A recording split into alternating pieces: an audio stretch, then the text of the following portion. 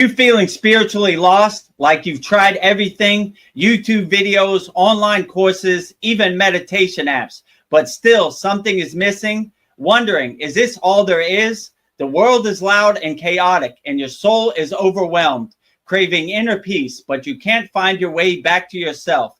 This is exactly why I created the Kriya Yoga Masterclass and my proven soul coaching system to help people just like you.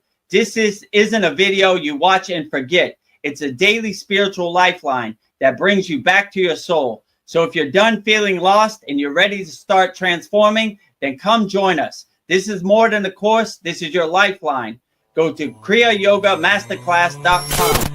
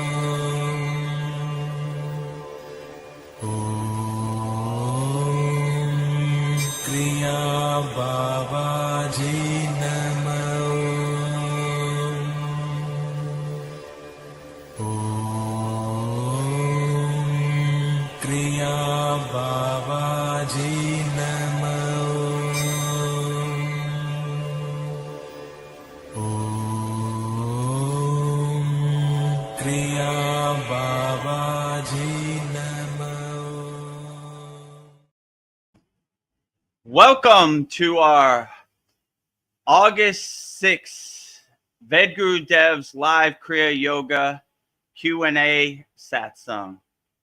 So let me get down a little bit, squeezed in here a little bit. We are joined by our auspicious guests, always, Goddess Lakshmi Devi, the goddess of infinite abundance, wealth, and prosperity. And I will say her mantra 3 times. She's right behind Babaji, as you could see. Goddess Lakshmi Devi, the goddess of infinite abundance, wealth, and prosperity's mantra 3 times. Om Sharim Klim Lakshmi Narayana Biyam Namaha. Om Sharim Klim Lakshmi Narayana Biyam Namaha. Om Sharim Klim Lakshmi Narayana Biyam Namaha. Next, the goddess Lakshmi Devi is the highest of them all. Pure consciousness, Adi Yogi, the first yogi, Lord Shiva himself. And I will say his mantra 3 times also. Om Namah Shivaya. Om Namah Shivaya. Om Namah Shivaya. Next to Lord Shiva, on the right side of Mataji, is Lord Ganesha, the remover of all obstacles, Lord of success. And I will say his mantra 3 times. Om Gam Ganapataye Namaha. Om Gam Ganapataye Namaha. Om Gam Ganapataye Namaha. And in front, the fountainhead of Kriya Yoga, the deathless, immortal yogi, the Himalayan yogi, Babaji himself, the highest Kriya yogi there is. And I will say Babaji's Mula mantra 3 times also. Om Kriya Babaji Namo. Om Kriya Babaji Namo. Om Kriya Babaji Namo. And last but not least, the deathless Himalayan yogini Mataji. And I will say Mataji's mantra 3 times also. Om Kriya Mataji Namo. Om Kriya Mataji Namo. Om Kriya Mataji Namo.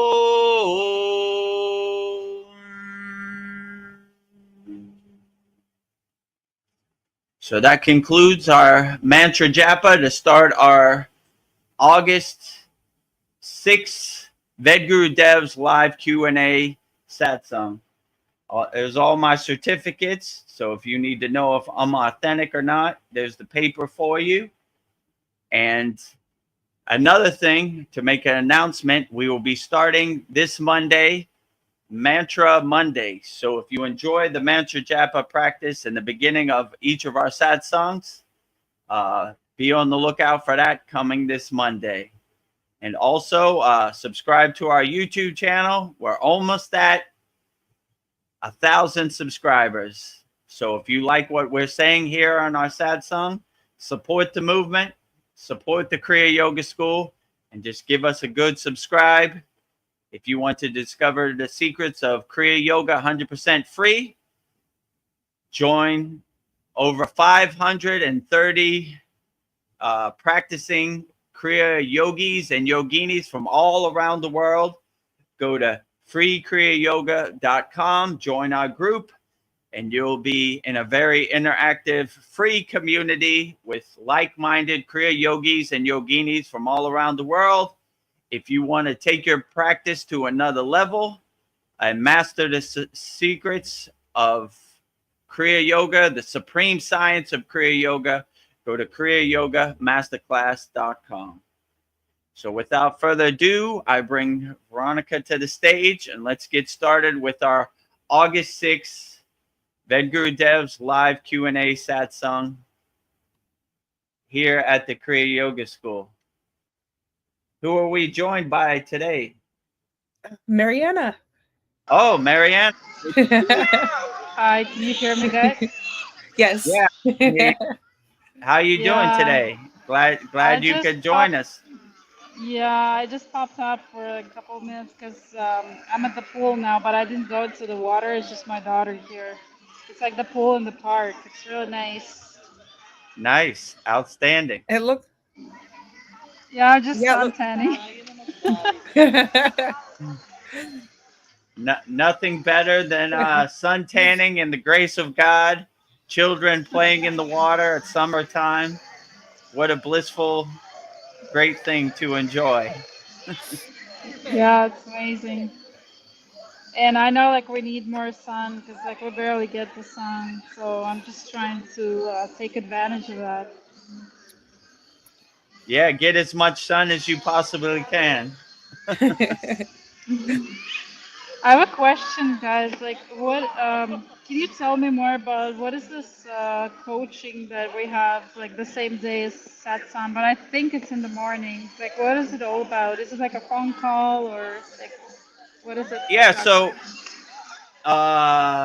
what is it called? Soul Coaching Inner Circle. It's basically a private call for all of our members. We had Veronica and Brendan on there today. It's basically, we don't record it. No one sees it. It's only for our members. So if you're going through something and you want to get something off your chest, it's private for our members. So it's a good call, but it's only exclusively for our members. So we don't record it. No one else sees it. It's only private. So if you're going through something, it's a benefit for our members to just talk to me personally, one-on-one. So that's basically what the inner soul coaching is. So it's a benefit just for our members in our school. So if you're going through something and Mariana, then and you want to talk to me personally, then it's please join us I think it's Wednesday at 11 a.m. Eastern Standard Time. So that's basically what it is. It's a private call for our members. It's not recorded or anything. So it's only private one-on-one call to get whatever you're going through off your chest in the present moment. Okay, I see. Thank you so much. Yeah, I was Yeah. wondering, and yeah. So how are you guys doing? Like how? Yeah, we're doing Great. great. We just filmed before this sad song. We're gonna start doing what's called Mantra Monday. So I do a new mantra every Monday, 108 times. So Oh, really? Is it like a public yes, or it's just for masterclass? Oh, it would be no, public. yeah, it'll be public. Like every Monday, we'll have a new mantra that you could see. This one we did with Babaji. So we started off with a bang, Babaji's Mula mantra. Next week we'll do Mataji, and then we'll do Shiva and Ganesha, and we'll keep going. So yeah, you could see it every Monday. Okay, yeah, you keep adding so much value to Yes. SKOOL. Yeah, I'm so Yeah, grateful for you guys. yeah, we have a lot. 2 live streams, 2 daily videos, long form. Babaji quote every day on YouTube. Every Saturday, a 2-hour class. This will be our 75th class, I think, this week. Yeah. And we have a Yagna this Yep. Saturday also. So if you want to change your Yagna request, send it in to me, email it to me, and I'll update it or change it however you want. Yeah, so we got a lot of value here at the Kriya Yoga School, that's for sure. Yeah, I was Yeah. thinking maybe I should change it because I've been asking the same thing. Like I haven't changed my request or anything for over a year now because I started from like day one with you guys, and like nothing happened yet. So I'm not complaining. I'm not complaining. I'm just saying maybe I should change or maybe it's just not No, meant to don't be. I change don't it. know. You Or know if what? you want to add to it, you can keep it the same and just add to it a little more. I What? don't know. I was like so down because of that. I even said to Paul in our like Telegram messages, like, well, I don't know. It's that I'm different from others because all people are having profound experiences and their yagnas, they have their dreams come true. Basically, I'm the only one. It's like, am I cursed? No. Yeah, well, I wouldn't get disappointed or think you're cursed. Sometimes it takes a little longer, sometimes it's shorter. Just keep going. If that's your request for your yagna that you feel in your heart, then never give up on your dreams. Always keep going, and who knows, tomorrow or this weekend might be the day. Yeah, What? I have kind of like a dream and set up. Like I know how I want my life, but it just I don't know how to do it because it's so hard. Like we're all stuck in the matrix, right? In the corporate job from 9 to 5, Yeah, and I feel like that's not what I want. If it was for me, like I would live in a trailer or like mobile home and have a little garden, stay at home mom, just a wife, and work from home maybe. I don't mind working from home, but I can't find work from home. So everything I see, like even if I apply, they never get back to me because nowadays it's all online, right? And then yeah. even if I find something, it's less than I'm making right now, so I can't afford. I'm barely getting by every month, so it's just, Yeah, yeah, I that would be my understand. It's dream.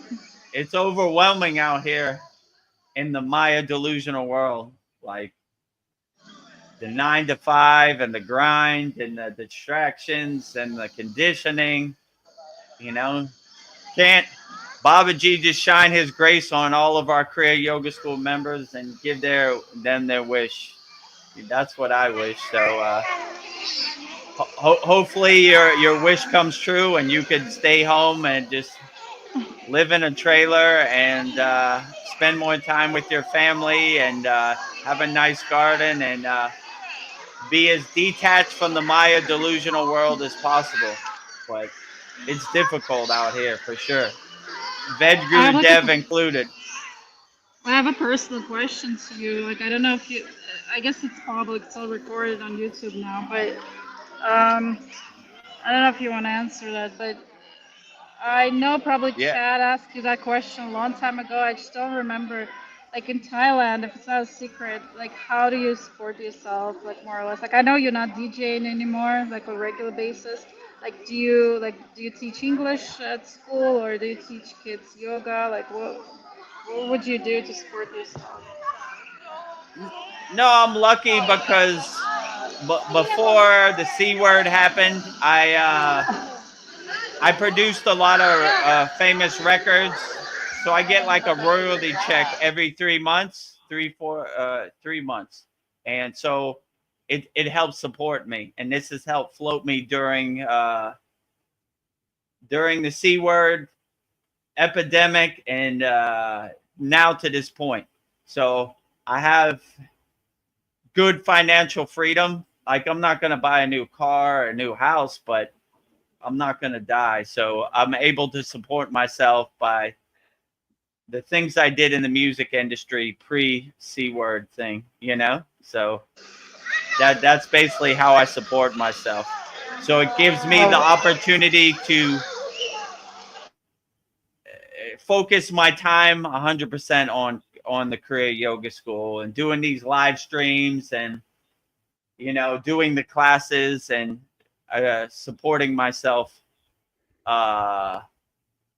without needing to teach English or any of that stuff. So that's basically how I support myself, which is a true blessing because none of this would be possible if I had to go work a 9-to-5 job or I had to insert myself back into the matrix. So I'm lucky that kind of way. So I could just do as much Kriya yoga as possible. 24 hours a day, Kriya yoga. So Babaji kind of cleared that path for me. So that's a beautiful blessing. So thank you for that, Babaji. Because if I had to go work a 9-to-5 job or go work at 7-Eleven in Thailand, none of this would be possible. So Babaji cleared the path so I can help as many people as possible. So I'm lucky in that regard, and I'm grateful every morning I wake up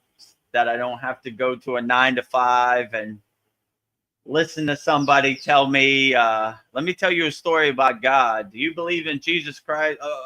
Please. So I don't have no boss, you know, and I like to say I don't work for anybody. You know, there are a lot of people out here trying to control you and steal your attention and steal your power. So I don't work for anybody. So it's easy for me to say, I don't work for you. So I don't listen to anything you say, you know. I posted a video yesterday. It was like, I have a God of my own choosing. So I don't want your God to become my God. I resonate with Babaji. And if you don't like that, that's perfectly fine. I don't work for you. So I don't want your God to become my God. And I don't want your political ideas to become my political ideas because you give me money. So I'm lucky I have that liberation, that freedom where I don't have to make anybody else's narrative become my narrative, because I understand it's hard when you work a 9-to-5 job. Like, what do you think of the Prime Minister of Canada? I don't know. You know, like they put you in these awkward spots because you work for them. You're their employee, but I don't work for anybody, so I could just be a free bird and say whatever comes to my mind, which is a beautiful thing because. If I had to work at 7-Eleven, maybe they'd be like, what do you think of Donald Trump? And I'd be like, nothing. You know, not good enough, right? You can't work here no more. So I don't work for anybody. So I'm just a free bird, and I have that financial freedom where I could just say whatever I want, and I don't get put in anybody's box. So I think that's a beautiful thing. So thank you, Babaji, for clearing the path and giving me financial freedom. So yeah, my house is paid off, my car is paid off, which I did all this pre C word, you know. So when the C word thing came down and I lost pretty much everything, nightlife was gone. So that was the end of my DJ career overnight. And so, but when I used to DJ, every place I would go, I would get a magnet, right? And my refrigerator, my icebox, whatever you call it, is totally full of magnets from around the world. So when the C word happened, I said, I already been everywhere. I already won enough awards. I'm good. So I'm going to just practice Kriya yoga wholeheartedly 24 hours a day. And that's basically what I did. So, and here I am today. So it's been a beautiful blessing not to work for anybody or, you know, have to depend on anybody, you know, to pay my bills. Absolutely. Yeah, that's what I always wanted, like a financial freedom, or, you know, at least mobility. Like when you work from home, you can do many things. You can live in different countries. And actually, by the way, talking about that, you mentioned you want to come to US in October, right? Is that true? Yeah, I'm trying. The platform we're on called SKOOL, they have a thing called SKOOL Games, like every 3 months. And the person who makes the most money, they get a free trip to Los Angeles. So I'm working on it, you know, but in the spiritual realm, you know, it's hard to attach to money, or, you know, so I don't know. It's not a big money maker, you know, as you probably know in our school. So it's a difficult pill to swallow, but I'm trying, you know. We have over 50 members now, so it's looking pretty good. But I'll let Babaji fill in the steps, and hopefully I can go to California and see our Kriya Yoga School members in person. Yeah, they let me enter because they changed. They see. I guess they check your passport, the place of birth now, and if they don't like the country of birth, even if you're Canadian, apparently they're not gonna let you in, or some crazy. Like I've heard so many stories and customs. I'm like so stressed now. I don't know if I want to travel to US, but I want to see you guys. Like it's my dream. Yeah. Yeah. Well, we'll see what happens, I guess. Yeah, they have a lot of rule changes and everything. So yeah, I don't know. You know, I was lucky I was born in America, so hopefully they should rubber stamp me in. But they always have some questions like, why do you live in Thailand? What do you do in Thailand? I was like, who cares? You know, I'm an American citizen. You know, let me in. You know what I'm saying? Yeah. I remember when I went to Canada. This was like, I don't know. This was like 25 years ago. I went to the border of Canada. So I had a show in Seattle on New Year. Then I had to go across the border to Vancouver. Like I had 2 shows on New Year's, right? I said Happy New Year in Seattle. Then I went across the border. And right when I got to the border, they were like, you know, in 1992, you didn't you jumped the turnstile at the train station in New York City. I was like, who cares? You know what? You're gonna make me mess up my show. What does Canada have to do with New York City 20 years ago? And so they were like, all right, we'll take care of it. I was like, yeah, whatever. You know, like what do you have to do with New York City? So I know, you know, Canadian immigration is 50-50, you know. I remember, I think I told this story before to Veronica. I'll tell you. I flew to Montreal, right, to do some yoga training. And when I got to Montreal airport, they were like, you need to come over here. And I was like, oh, here we go again. So they take everything out of my bag and they see my Babaji statue. And they go, who is this, Jesus? I was like, you don't know? That's Babaji. And they were like, what are you doing in Canada? I was like, I'm here to teach yoga and yoga training. They were like, "You're a yoga teacher?" I'm like, yes. And they were like, "Prove it." And I was like, "You think I have all this because I just want to come into Canada?" Okay. There's my yoga mat. I roll out my yoga mat. What yoga position do you want to see? I want to see the full wheel pose. Okay. There goes the full wheel. You want to see me sit in lotus? And after a while, they were like, in the middle of Montreal airport and customs, I'm doing yoga asanas. Then they were like, "All right, get out of here." Yeah, I guess you're a yoga. And I was like, they were like, "Well, who is this?" And I had my Babaji statue. I was like, "That's Babaji." And they were like, "Who's Babaji?" And I was like, "You don't know who Babaji is?" And I held up my Babaji statue high in the air and I said, "Everybody in Montreal airport, bear witness to Babaji, the fountainhead of Kriya Yoga, the deathless immortal guru." And they were like, "All right, funny guy, get out of here. You're right. You wanted to see yoga asanas.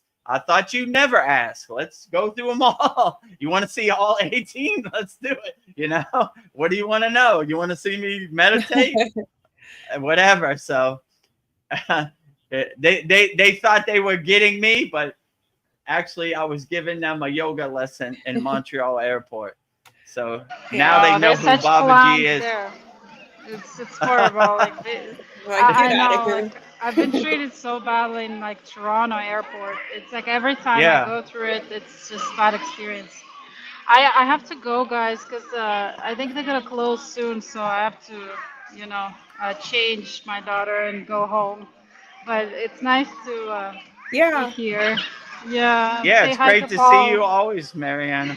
Yeah. Oh, Wonder thank where you. Paul is today. Maybe he's on YouTube. So Maybe if he appears, just say hi to Paul, and I'll just head okay, home. I'll I'll be tell probably Paul on you YouTube. said hello. Okay, yeah. Thanks for joining us, Thank Mariana. you. Always a pleasure to see you in person. And yeah, thanks for joining us. Thank You're you. welcome anytime. Anytime. Thank you. Bye, guys. Bye Bye. bye. Have a great day. Yeah, that was cool. Wow. Mariana Yeah. came right in the beginning. Yeah. I'm not Yeah, the only so female. yeah, you got your wish. You have the female the feminine energy outnumbers the masculine Yeah, energy for finally. once here at the Mirror Kriya Yoga School. It's usually the opposite way around, but yeah. Yeah, so that was a funny story. Like Yeah. they didn't believe that I was a yoga teacher, they took everything out of my bag, threw it all over the floor and whatever, I didn't get attached to it. I said, okay. They didn't believe me. You're a yoga teacher? Oh, really? Sure. Right. Good one, right? You trying to trick us? Okay. You don't believe I'm a yoga teacher? You want to see pat my asana, full lotus position? Let me roll out my yoga carpet, my yoga mat, and let's get to work, whatever, So once I started doing it, they realized their plan wasn't working. They made a mistake. I thought you would never ask, You don't know who this is? Let me enlighten you. This is Babaji, the deathless immortal Himalayan yogi. Everybody bear witness to Babaji in Montreal airport. The greatest Kriya yogi that's ever lived. Yes. No gotcha moments here. No gotcha.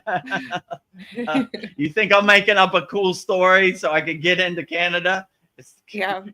So no stories here. Yes. Only truth and authenticity. So yeah, that was a good one. So people, my guru used to say every day is a test as a yogi. So they would definitely test you as a yogi in this Maya delusional world. They would definitely try to get under your skin, dance around, and upset you and get you into a fearful state or get you angry. But when you're a fearless yogi, nothing can shake your samadhi or shake your meditative mindful state. So not even the Montreal airport in Canada. everything kind of becomes a joke to you. Whatever other people think about you and their perception of you, you don't care. You're like, yeah, I don't care. I don't care. I don't care. What are all these false idols that you worship? False to you, but you're a lower frequency being. So I don't care what you think. Not false to me. Absolutely true. 100,000,000% to me. Right. So if you don't believe in Babaji, I really don't care. It makes me feel good. It enlightens me. And like I said, before this satsang, we did 108 Raksha beads of Babaji's Mula mantra.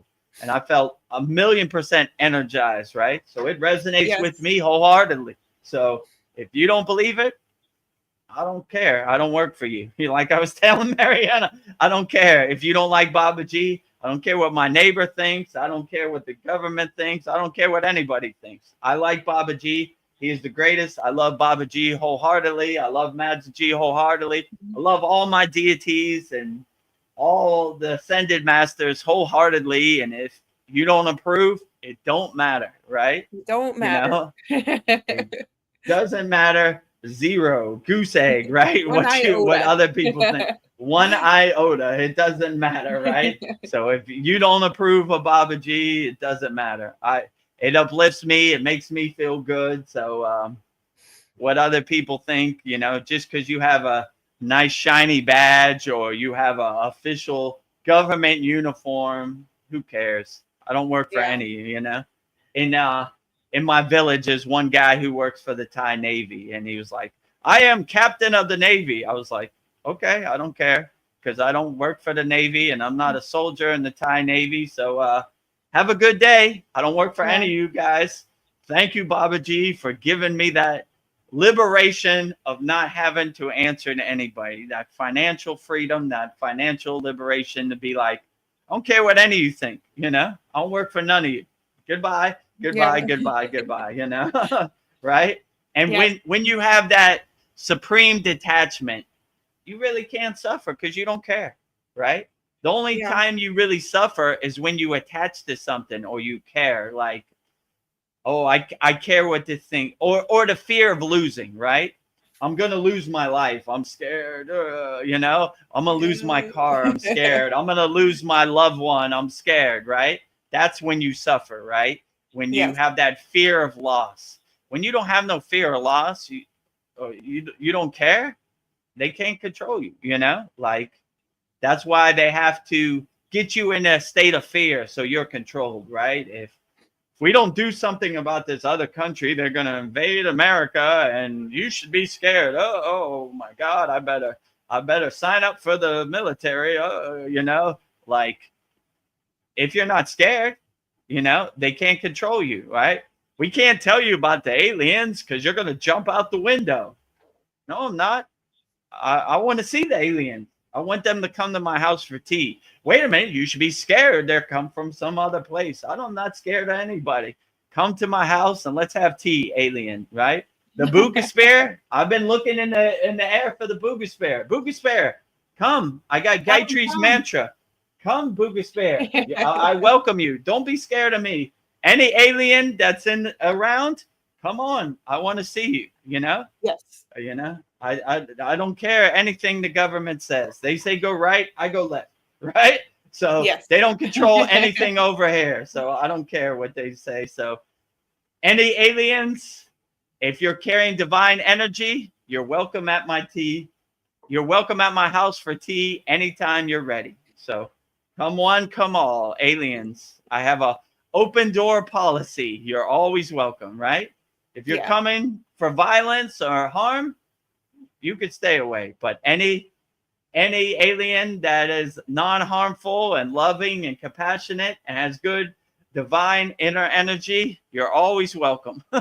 Yes. So raise your frequency. You can have tea with Vedagurudev. If you have pure frequency, pure divine, loving, wholehearted frequency, I don't care how tall you are, how big your eyes are, what color your skin tone is, how big your spaceship is. We'll try to find a nice parking spot for it somewhere around here, and let's have some tea, I don't want anybody to gatekeep any information. Like we say in all these sad songs, I don't need Lucy with the football, right? Well, there's going to be disclosure tomorrow. Tomorrow we're going to release the Epstein list. Okay, tomorrow's here. Where's the list? I'm looking for it. Whoop! Football pulled again. Well, we can't show you because you're so stupid, and we're more in control of your life than you are, right? You're like, nah, you don't control anything over here. Zero. I'm the king of my castle. I'm the master of my universe. I don't care anything you say. You don't control anything over here. And when you see the Wizard of Oz behind the curtain, that this whole falseness of they control you and they know what's best for you, and we've done all the thinking so you don't have to. Is this a total joke? Use your own discrimination, use your own discernment, and don't listen to anything they say. They don't control anything over here. And when you don't give away your power, they don't have no power. You laugh at them like the joke they are. You know, you should put this chemical in your body and you'll be protected. You know, yeah, sure. That's a good ghost story. I don't believe that. You know, we gotta have a war with this place over here. They have weapons of mass destruction. I don't believe that either. You know, like go down the list. You know what I'm saying? Yeah. They've been pulling the wool over our eyes since day one. Since you came out the womb, they conditioned you and hypnotized you with all this fake narrative like democracy and freedom and all this, right? Freedom is inside you as you. Close your eyes and you be as free as possible. My favorite buzzword that they say, the hypnotism, is freedom is not free. Wrong. Look how free I am right now. Closing my eyes. Feel absolutely free. I don't have to get on an airplane or go hurt anybody or anything. I'm as free as I could be inside me as me. So once you see the Wizard of Oz behind the curtain, they can't control you anymore. So I wish everybody out there to raise their frequency, become more of aware, and look behind the curtain and see the Wizard of Oz. And they don't care about us, you know? Michael Jackson was right. They don't care about us. They don't care about us. So when you realize that and you become aware of that, then you laugh at them like the joke they are. Here they come again with their mainstream media narrative. Let me tell you what you should think today. No thanks. I want no part. I don't want your trash to become my trash, your karma to become my karma. Keep it over there. So. Well, I was thinking, Mariana says that she's kept her Yagnifier request the same since the beginning, and she wants to find her soulmate. That's one of them. But I was thinking, like twin flames, soulmates. Maybe they're prevented from finding each other until the time is right. I was thinking maybe the universe decides the divine timing. Maybe two people have to wait until they're a vibrational match. So maybe, you know, her counterpart just isn't, it's not the right time. Maybe he or she is not a vibrational match yet. So I don't know. What do you think about that? Yeah, I would agree. Like when you raise your awareness out of the pit of despair, out of the Maya delusional world, it's very rare that you find a twin flame, that because 95% of the people in the world are in the Maya delusional world, right? So when you escape the matrix, all the other people are still in the matrix. So it's hard to find somebody that's vibrationally matched, right? And the more you do your sadhana, the more you raise your awareness and your frequency more. So it's even more harder, right? You become like the 1%, right? And some people, it's not in the cards for them to find their match, you know, like these renunciates, they already kind of know that they're not going to find a physical match, and being a householder yogi is not in the cards. So they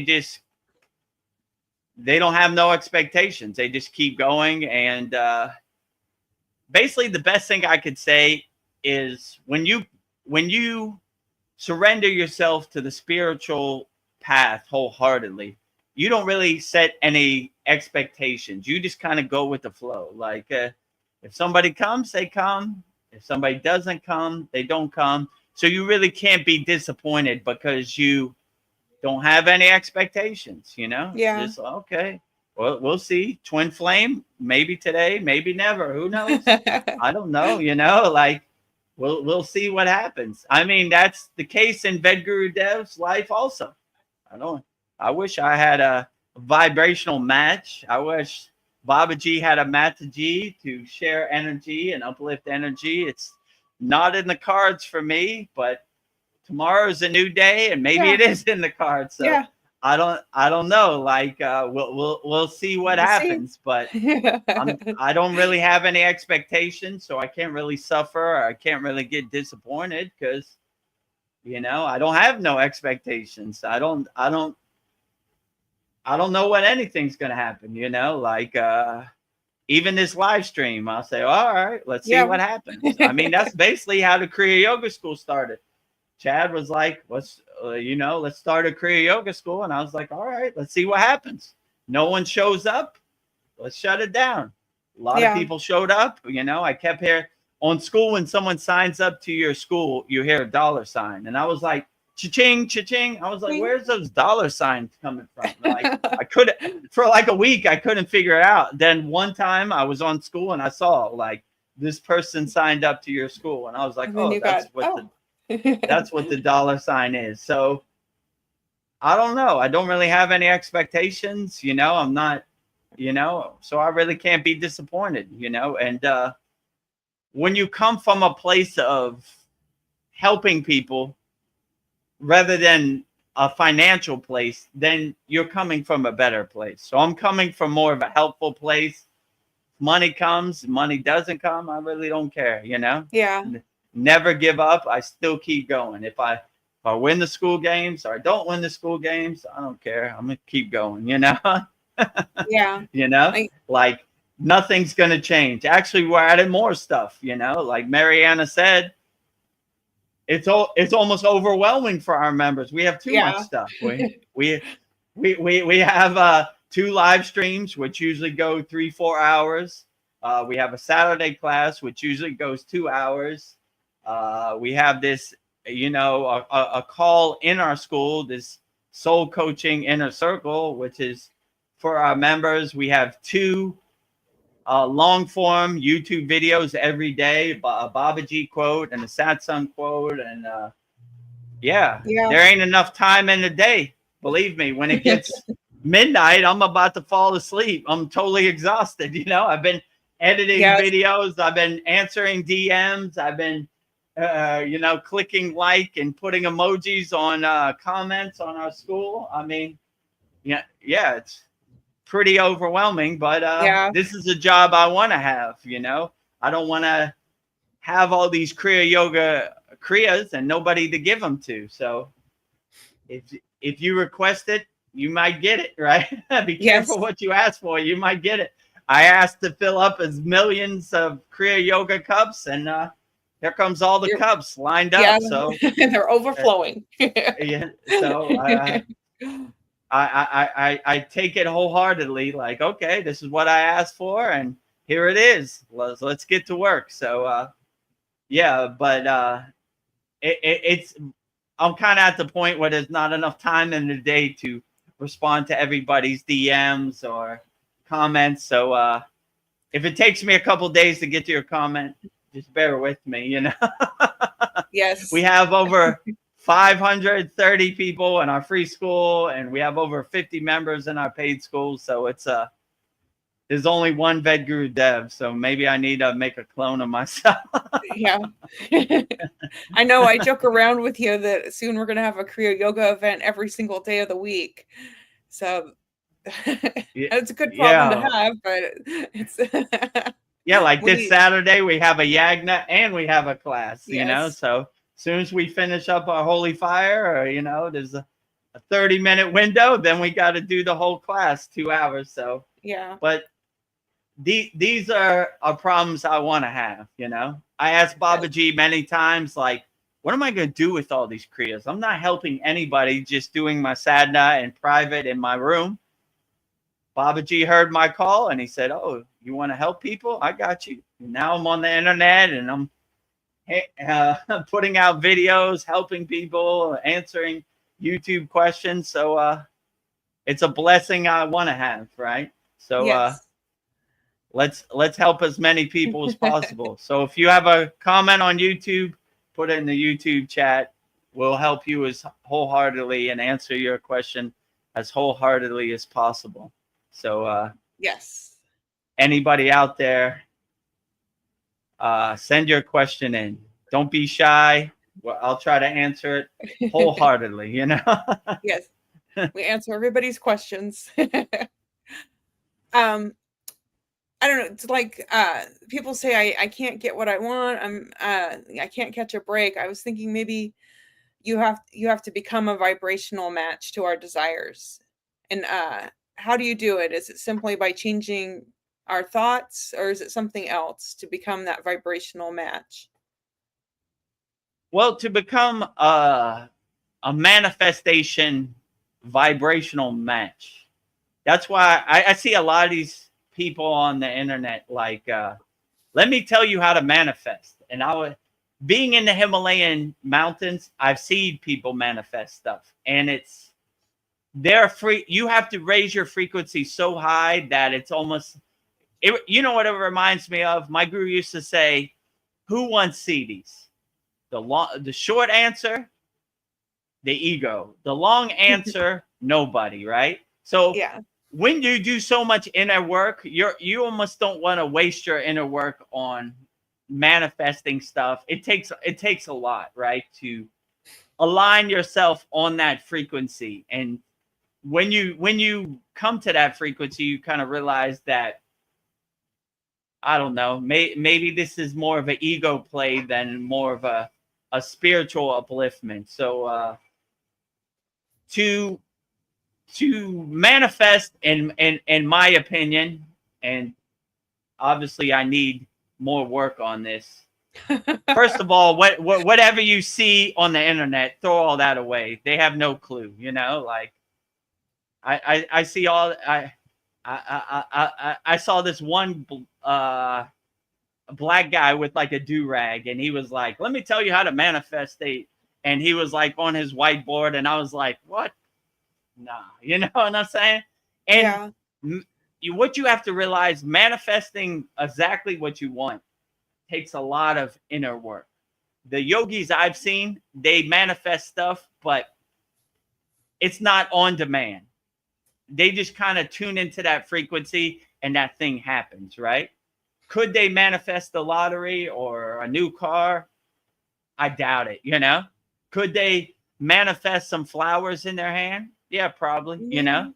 So, but yeah, so I would just say, in my opinion, the best way to manifest something is to get out your own way.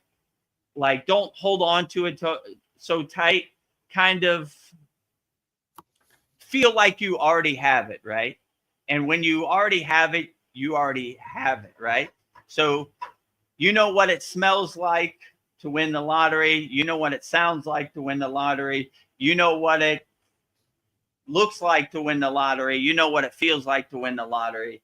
And you know what it tastes like to eat a juicy steak after you won the lottery, whatever. Yes. So you kind of live it already before you have it. And that the universe kind of fills in the steps. So when you kind of hold on to it so tight, like, I got to win the lottery, you're kind of creating distance from you and the thing manifested. What did my guru used to say? When you run to money, money runs away from you. When you run away from money, money comes to you. So that's kind of the yogic philosophy. Like, I mean, I don't care about this fairy dust money, so money comes to you. But when you run towards the money, it runs away from you. So that's kind of the yogic philosophy of manifestation, right? We already have it. We already engaged our five senses. We already know what it is. And to drive a Lamborghini, you smell it, you hear it, you see it, you taste it, you feel it.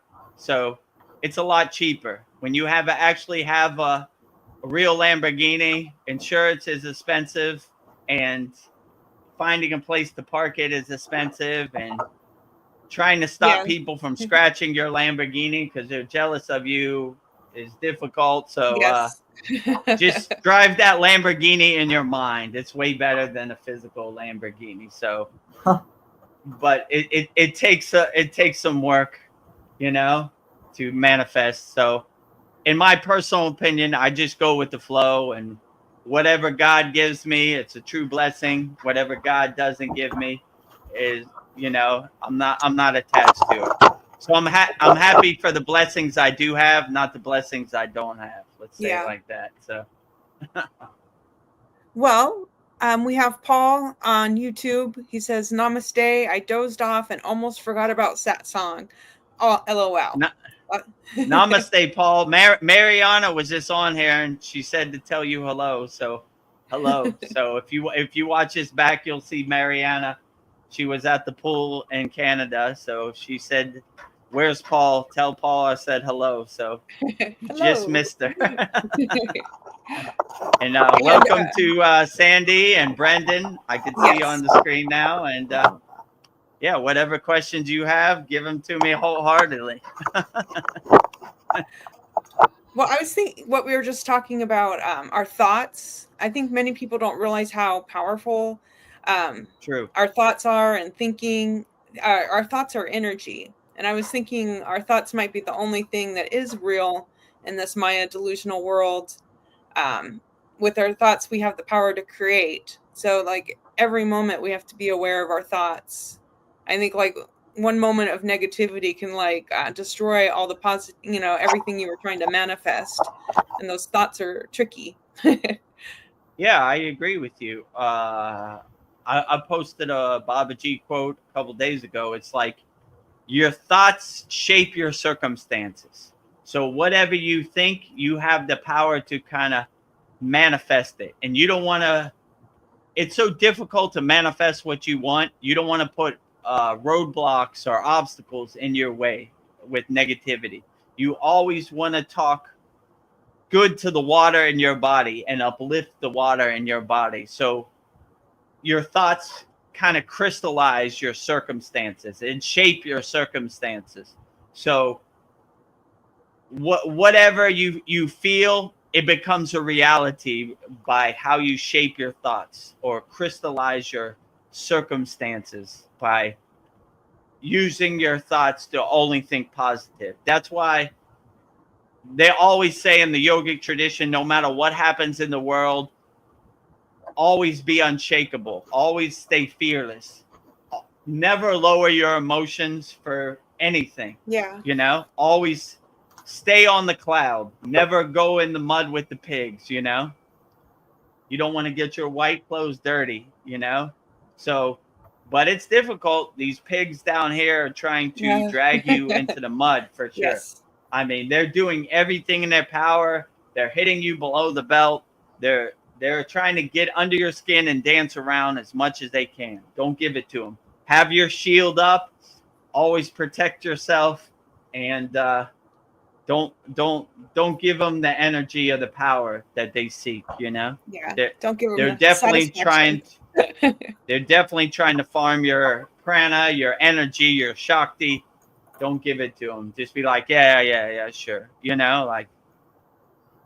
I try to stay away from negativity as much as possible. I don't want other people's negativity becoming my negativity, or other people's karma becoming my own karma. I got enough karma to burn out here. So I'm trying to stay in the Himalayan mountains, away from the glare of the Maya delusional world. Yes, it's a virus. It'll take over your soul. Don't let it. It's infectious, right? These zombies bite you and steal your energy, and then you Yeah. become a zombie, and before you know it, you come under their Dracula's hypnotism, right? And Yes. you start regurgitating Dracula's hypnotism. You know, Dracula told me that I don't know, Donald Trump's on the Epstein list. Really? Donald Trump's on the Epstein list. Blah, blah, blah, blah, blah, blah, blah. Then you start lowering your energy, right, on something you can't even control. So don't let these Draculas out here steal your energy, or Yeah. suck your energy. Energy vampires, stealing your energy. Focus your energy on what serves you in the present moment. Anything that doesn't serve you in the present moment, just let it pass. Yeah, I don't care, whatever, I mean, this was difficult for me because Brendan can relate. I'm a Pittsburgh Steelers fan, right? When they used to lose the game, I used to be like, dang, Yeah. I couldn't go to sleep. The game comes on at like 4 a.m. in Thailand, right? I stay up and they lose the game, and now I can't go back to sleep. And now I just like, whatever, it's going to happen. I don't play on the football team. It's going to happen the way it's going to happen. And well, it's just a bunch of pitchers going by, and, whatever. The other team outplayed us. Good luck to them, Yeah. So now I have a more detached approach, but it wasn't like that Kriya yoga, Yeah. I was about to throw my TV out the window. Oh, come on, Yeah, people that are angry, they want you to be angry with them. Mm-hmm. Of course. Yeah, misery enjoys company, my mother used to say, right? Like, you can't escape the matrix and not be angry, You have to be angry with us, right? Yeah. We don't appreciate higher frequency energy when we're in the pit of despair, and we want people to share our misery, right? You can't not share our misery, right? I was like, no, I don't want your anger or your misery to become my anger or misery. Yes, sometimes sharing is not caring. One of my friends was a Navy SEAL, and he told me a story. They have a big log, right? And engraved on the log, it says misery enjoys company, right? So all of us have to lift this log. So we all have to suffer, right? Not me. I'm not lifting no logs. I'm not suffering with you. I'm not being miserable with you. I'm not rolling in the mud with you pigs. I'm not doing any of that. I'm going to sit on my blissful cloud and enjoy the grace of God, sunbathe in the grace of God, and be happy as much as I can. So I got enough karma on my trash mountain. I don't need more karma added, right? It takes a lot of work to burn all this past incarnations karma. So I'm not trying to add karma, or I'm not trying to create future karma. So it's enough work over here just burning this karma. So I don't want your misery to become my misery. I don't want your anger to become my anger. I don't want your political views to become my political views. I don't want your God to become my God, Yeah. Or I don't want any of that. So I just posted a good video from the Satsang. It was like, have the God of your own choosing. Whatever God you love and resonates with you and makes you feel the best, that is the best God, right? So I don't want your story of God to become my story of God. So whatever story you got, that's a cool story, but I'm trying to align myself with the God of my choosing. So if you believe in Muslim God and it uplifts you and gets you through the day, fine. If you believe in Christian God, it gets you through the day, that's fine. If you believe in Catholic God, that gets you through the day, fine. If you believe in, you're a Buddhist, then that gets you through the day, that's perfectly fine. If you're a Hindu or you believe in yoga, that's perfectly fine. So find the God of your choosing, and that is the best God, in my opinion, for you. It's highly individualized and personalized, Yeah. let me decide on my own who I am. And basically, if you really break it down, all of these forms of God are God anyway. So, Yeah. you know, like if you see a squirrel and that's your God, it's still a chip off the whole block, you know, it's still a spark of the source. So you, no matter what name you call God, you're probably not wrong. It's all God. So God is everywhere and everything. So whatever form you resonate, that's the best form. It's all still God. So I had a question. go ahead. What were you gonna say, Veronica? Well, since we were on God, I had a God question. What if we acted as if God was truly inside us? I would live with no fear. I would live with purpose. What if we all knew the truth of who we are, and there would be no hesitation, no doubt. Like, I'm God, but not in a egotistical way. That, yeah, I'm God. I would be fearless. I mean, in the Kriya Yoga tradition, that's what we believe in. Oneness, right? Non-duality, right? God is not over here and I'm over here. God is here and I am here. So when you come to the very profound, probably the most profound realization, I am God and God is me, you become a fearless radio antenna submitting the God signal out to everybody. And like you said, these control measures don't work no more, right? You have no need to go to a church because you're a walking church or you're a walking temple, right? The stories about that they say about God have no meaning to you because you are God inside you as you. And they hate this because they can't monetize this, right? There's no need for me to go to the church and for you to send God an email for me because I have a direct connection to God. God is inside me as me. And they definitely don't want you to come to that realization because that kills their money, right? You know, like, how am I going to buy a new Cadillac if you don't come to church? You're not going to buy a new Cadillac. I have a God of my own choosing, and I have alignment with God, and I don't need no middleman, you know?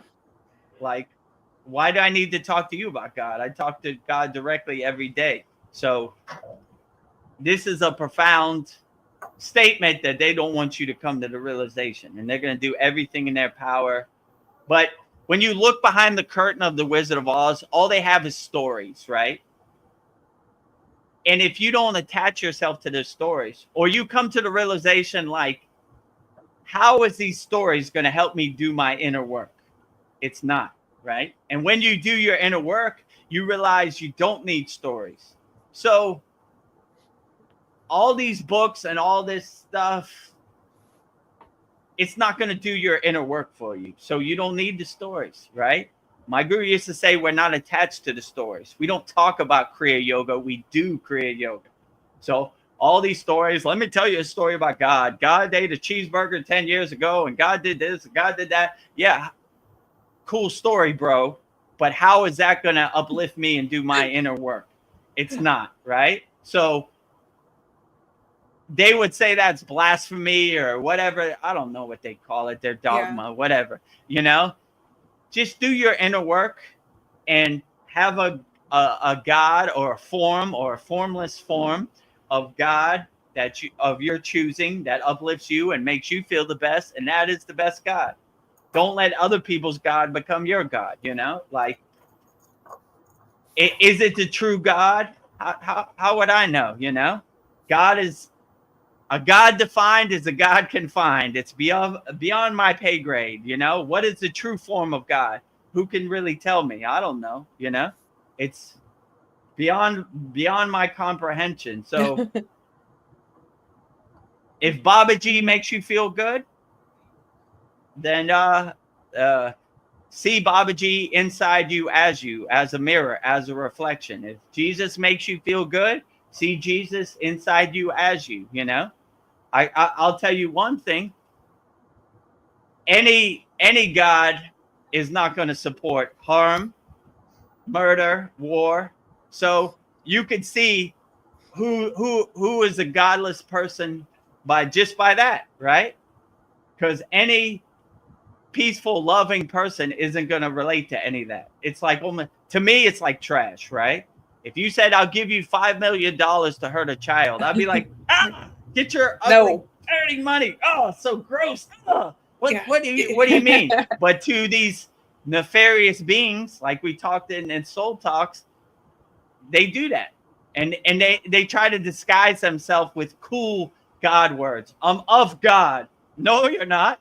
Anybody of God would not hurt an innocent child. You're a total liar, right? You know, but yeah, they try to sneak through the back door. Like, you should auto pen or rubber stamp everything I say because I ordained myself of God, right? Get out of here. Nobody get out of here. I want to see your actions. I don't want to see your talk. Anybody could say anything in the air, right? I'm king of the universe. I'm God's favorite person. Blah, blah, blah. Shut up. Get out. We're the chosen people. I don't know what you're praying to. You have false idols, you know. Chosen people. Who are you chosen by? God himself, you know. So my guru used to say we're 24-hour-a-day yogis, right? And we don't take advice from Sunday yogis, part-time yogis. You know what I'm saying? Yeah. Like we eat, sleep, live Kriya yoga, right? I sleep Kriya yoga, I eat Kriya yoga, I live my whole day Kriya yoga, right? So somebody who's a Sunday part-time 1 hour yogi, they're gonna tell us what God is. So gross, you know? So we get away from those part-time, you know, part-time yogis or part-time Bible thumpers. You know what I'm saying? Like, my God, what are you talking about? Let me tell you a story about God. God did this and that. What? You know? Okay, whatever, you know? So don't get attached to the stories. It's not going to do your inner work. These are little, sometimes breadcrumbs or sometimes signposts when you see the meaning. But I wouldn't even waste your time on trying to look for the meaning. I would just do your inner work. No one's going to come save you. You got to save yourself. Do your own inner work, uplift yourself, and be the best person you could be. And I don't see how you could go wrong doing that. You know, you do what serves you in the present moment. And what other people did or what other people's stories are, just look at them like stories. Same way you watch a movie. Oh, look at Iron Man. He's flying through the sky. Iron Man did this. Iron Man did that. Okay, that's cool for Iron Man. But how does that uplift me in the present moment? How is that going to serve me in the present moment? How is that going to do my inner work in the present moment? And you come to the realization it's not. So you start focusing your energy on what uplifts you and makes you feel better. Because none of these stories are going to save you, you know? None of these stories are going to help you do your inner work. None of these stories are going to get you enlightenment. They're just cool stories to tell around the campfire when you got a few moments to spare. But they're not going to serve you. So do what serves you in the present moment. Do your own inner work. And detach from the stories, right? Yes. So I used to really tell my guru, like, you know, Babaji said this in this book and Patanjali said this and this and that. And he told me the best thing he could have told me. One time we were at an ashram and there was an elephant. He goes, see that elephant over there? You like that elephant? I go, yeah, I like elephants. You know, in Thailand, the elephant is called Chang, right? Chang means elephant. So they used to have an elephant on their flag. Everything is elephant. So that is the national animal in Thailand. So I love elephants, right? So I was like, yeah, the elephants are great. I love that elephant. He goes, do you want to poop like an elephant? I looked at my guru and I said, why would I want to poop like an elephant? I'm a human. He goes, exactly. Right? Why would you want to poop like an elephant in 1920? And I was like, I wouldn't. He goes, exactly. You want to poop like an elephant in 2025, right? Why would you want to be like Yogananda in 1920? That was a different time. That was a different era. That was a different yuga. We live in 2025. We poop like an elephant in 2025, not like an elephant 2,000 years ago. So same thing. Whatever Yeshua, Jesus did 2,000 years ago, that was a different era. That was a different time. Only carry what helps you and uplifts you in the present moment. And be an elephant in 2025, not 015 AD. Yes. It might not translate. It's a different time. It's a different energy. It's a different yuga. Be the best person you could be in the present moment, you know?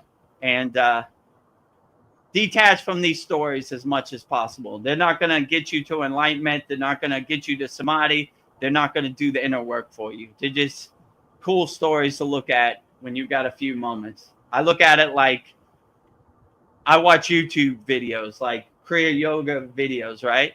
Okay, I finished all my Kriya Yoga work. I got everything ready for the class. Let me get some mental candy. All right, let me see. Let me see what Aaron Rodgers is doing on the Pittsburgh Steelers today. But I'm not attached to it. I don't need it. I know it's just some candy, some pictures going by, you know. So that would be what I would say with any of these stories. Detach from the stories. It's not going to do your inner work. Well, just to add a drop of humor before I give the floor to Brendan. Sandy says, "Cool story, bro. Bye, Felicia." There you go. Right? Cool story, bro. Bye, Felicia. Bye. Bye. Take those stories with you. Keep walking. Goodbye. You know, cool story, Felicia. I don't need it. You know, it doesn't serve me in the present moment. Bye, Felicia. Bye, bye. Cool story, bro. Yeah, I was exactly. laughing Cool. too. Cool story, bro. Cool story, bro. Yeah, Jesus did this and Jesus did that. Yeah, cool story, bro. Were you there? No, but I heard it in a book. You know, it's true. Okay, cool story, bro. Yeah, I saw Red Hulk and he started smashing the White House. It was crazy, man. Yeah, cool story, bro. You know. So if you start becoming the detached witness and just watching it, everything like a movie, in your seat in the audience, eating your popcorn, you're like, look at this. I thought Hulk was green. He's red today. Cool story, bro. You know, who can make sense of this, right? You know, like, they're gonna release the Epstein list. No Epstein list. Cool story, bro. You know, the boy who cried wolf. That's another one, right? Wolf, wolf, wolf, wolf. Where's he at? We're gonna get him. You know, I got you. You know, Lucy with the football, right? Here comes the football. Charlie Brown. Today is the day. He's gonna kick it. Whoop. You know, boy who cried wolf. Lucy with the football. You know, it's all the same thing. Cool story, bro. Cool story, bro. Let me tell you a story. Cool story, bro. It doesn't serve me in the present moment. I let it go. All right. Yeah. I'm not attached to it. Clouds passing in the sky, water under the bridge, letting it pass. Yeah, that's a cool story, bro. I don't believe a word of it. You know, I don't want your story to become my story. Keep it going, you know. Yep. Did you have something to say, Brendan? Yes, I did. I got all my main questions out earlier though. Okay.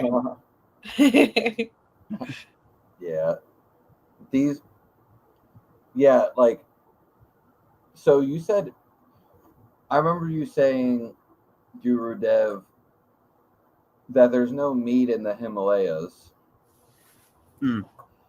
But what food actually is there that grows in the Himalayas?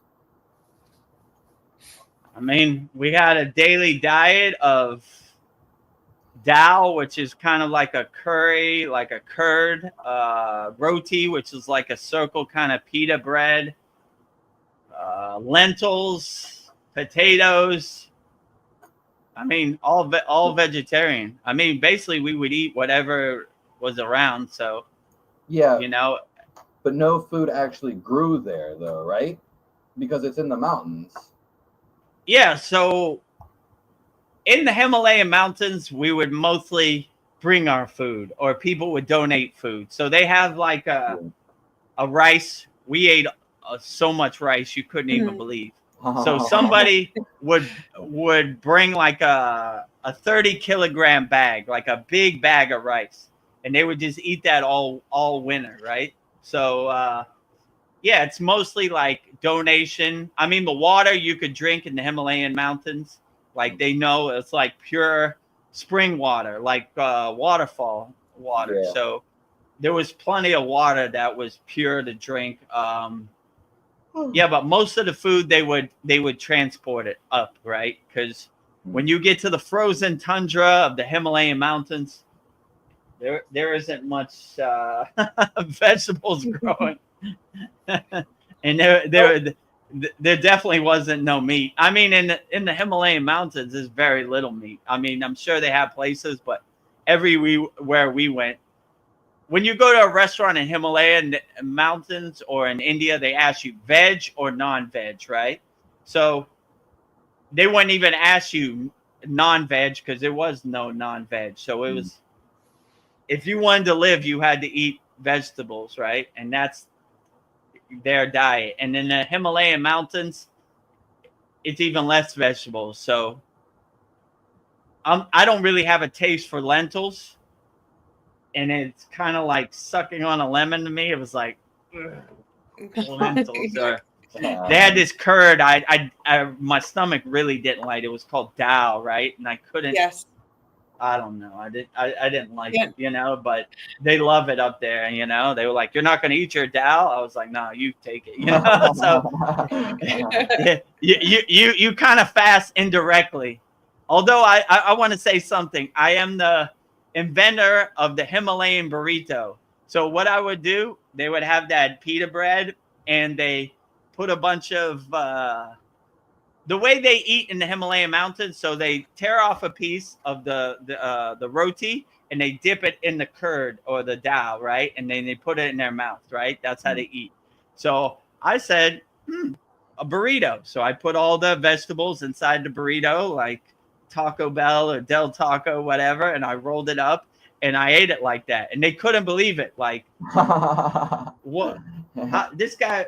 How is he eating it? Like, they tear it off and they put it in their mouth. I made a burrito, and so if you see a Himalayan burrito, you ever go to the Himalayan mountains, you know Vedagurudev created it. Yeah. They're like, "What do you mean you roll burrito. it up?" I was like, "Yeah, it's a burrito. It's a Del Taco Bell burrito." And they were like, "What?" That was like a whole day conversation. Like, what made you do that? Like, how did you come up with that? And, you know, I was like, yeah, you just roll it up. And I was showing them how to roll it up. So maybe it's a thing in the Himalayan mountains now, or maybe they just go back to their ways. So Yeah. I am the inventor of the Himalayan vegetable burrito, the veg burrito. Yeah. Let me show you what our brother Vedagurudev did. His brother, this burrito. Their mind was so boggled by it. They were like, "I've never seen that. It's brilliant. How did you do that?" You know, Ved Mooney, he was from Brazil, so he understood a little bit. You know, like, but it was like to the Himalayan. It was like they just found like a spaceship or something. They were like, Yeah. Let me look at that. How does that work? How did you do it? Do it again. You know, like this was one whole day in the Himalayan mountains. Like, so ingenious, a burrito. You know, like you take it for granted, but up there, that was like earth shattering to them. Like, it was like, you saved them so much time. it was like gossip to them too. It was like, you're not gonna believe this. Show them the burrito. Show them the what is it called? The burrito? Like, what did you do with the roti? You wrapped it up. Oh my God, it's crazy. So that is the news in the Himalayan mountains. You're not going to believe this. Show him the burrito. So, We'll leave you in awe. that is a super news day in the Himalayan mountains. This to show you how slow of a pace it happens. The week-long Himalayan burrito conversation. Did they teach you about like celestial events? Yeah, I mean, so like I'm not like a super scholar on like Vedic astrology or Indian astrology. You know, my guru knows a lot more about that than me, but I'll say there is no light pollution in the Himalayan mountains. So every day you go to sleep and you sleep under the stars, you cannot believe the Himalayan light show that it is. It's so awe-inspiring.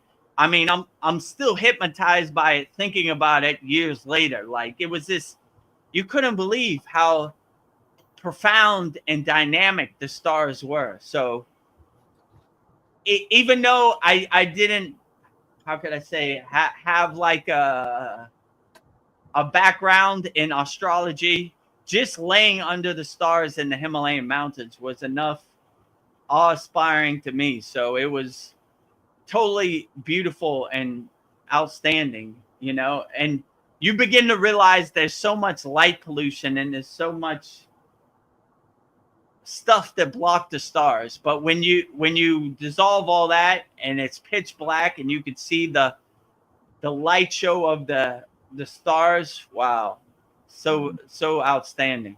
So I would say this is probably one of the most beautiful things I've ever seen in my life, you know, just laying on my back and looking up at the stars in the Himalayan mountains was outstanding, beyond belief. I would definitely say, you know. So I don't know anything about star maps or Vedic astrology, but I am definitely a huge fan of the non-light pollution Himalayan mountains star light show for sure. Yeah. I know, like, you know, I don't know, the sun does certain things and the moon does certain things, obviously, and then events even above that with the planets. Yeah. I know that's like a real, I don't even know how some people even know that, you know what I mean? That's very... Yeah. And in my personal sadhana and my yogic practice, every morning I wake up, I sing a song called the Science of Sun Worship Song, which basically praises the sun for doing the best job out of all, right? If the sun don't come up, we're all in trouble. So thanking the sun, you're doing the best job out of anybody. Keep up the good work, son. So we always praise the sun. We always praise the moon, Chandra, you know, like our full moon and our new moon, Yagna, which will be this Saturday, is praising the moon, right? We do it on the moon. We give this Yagna fire as an offering to the moon. The moon is so great and so profound also. So we definitely give love and an offering and praise to the sun and moon for sure. And to, you know, the same way we give offering to any deity, Shiva, Babaji, or anything. So they're doing the best job out of all. So keep up the good work, sun and moon, you know. So we love the sun, we love the moon, and any chance I get, I praise the sun. So like I said, I wake up, before I do anything, I praise the sun. Thank God. The sun is up today. Today is going to be a good day. Everything else is a bonus. The sun came up.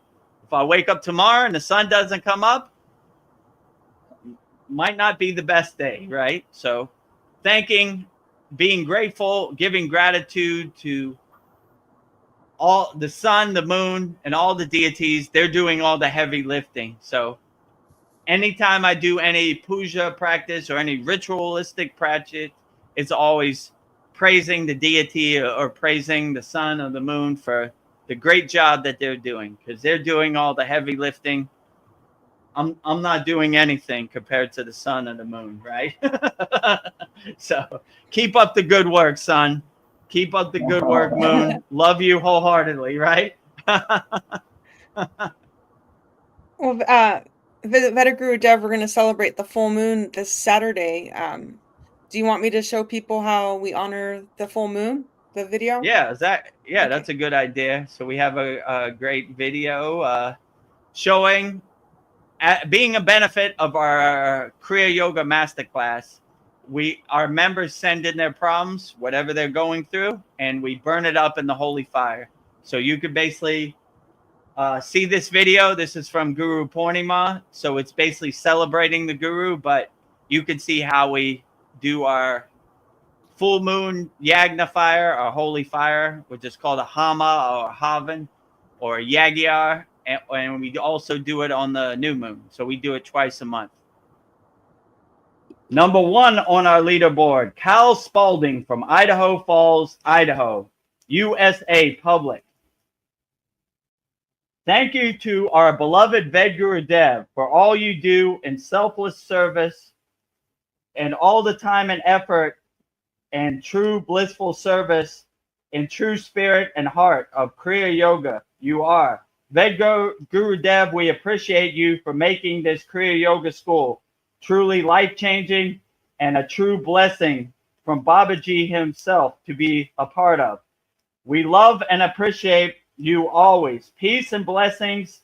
May you enjoy this wonderful award on this wonderful day to praise and love our wonderful, beloved, loving, kind, peaceful, blissful Guru in heart of Babaji himself, with much humble thanks and much gratitude from all the Kriya Yoga School members in our hearts to yours. Thank you. Jai Babaji. And Kyle gave me this award and I printed it up today. So it says, happy, happy, happy Guru Purnima, above and beyond duty. Award to the beloved Vedagurudev. So there you see it. So thank you very much, Kyle, for the award. I appreciated it always. I laminated it. So I'm going to put it next to Veronica's picture. So burning all Cal Spalding's problems in the holy yagna fire. Jyoti, Jyoti, Jyoti Soyam. Jyoti, Jyoti, Jyoti Param. Swaha. Happy, happy, happy. Always. So that's basically what happens. All of our members send in their requests. And even if they don't send in the request, we still burn wholeheartedly for all of our Kriya Yoga School Masterclass members, their friends, family, loved ones, whatever health problems you're going through, whatever financial problems you're going through, whatever emotional problems you're going through, burn it all up in the holy yagna fire and no longer serves you. Watch it go up in smoke. Like Sandy said, bye, Felicia, to all your problems. Goodbye. You no longer serve me. I'm no longer attached to it. I will burn it up in smoke and watch it go by. So yeah, this is one of the benefits from joining our Kriya Yoga Masterclass. So if you want to burn up your problems, then you got time. Join now. Yeah. Swaha. Email me and I'll burn it up, you know.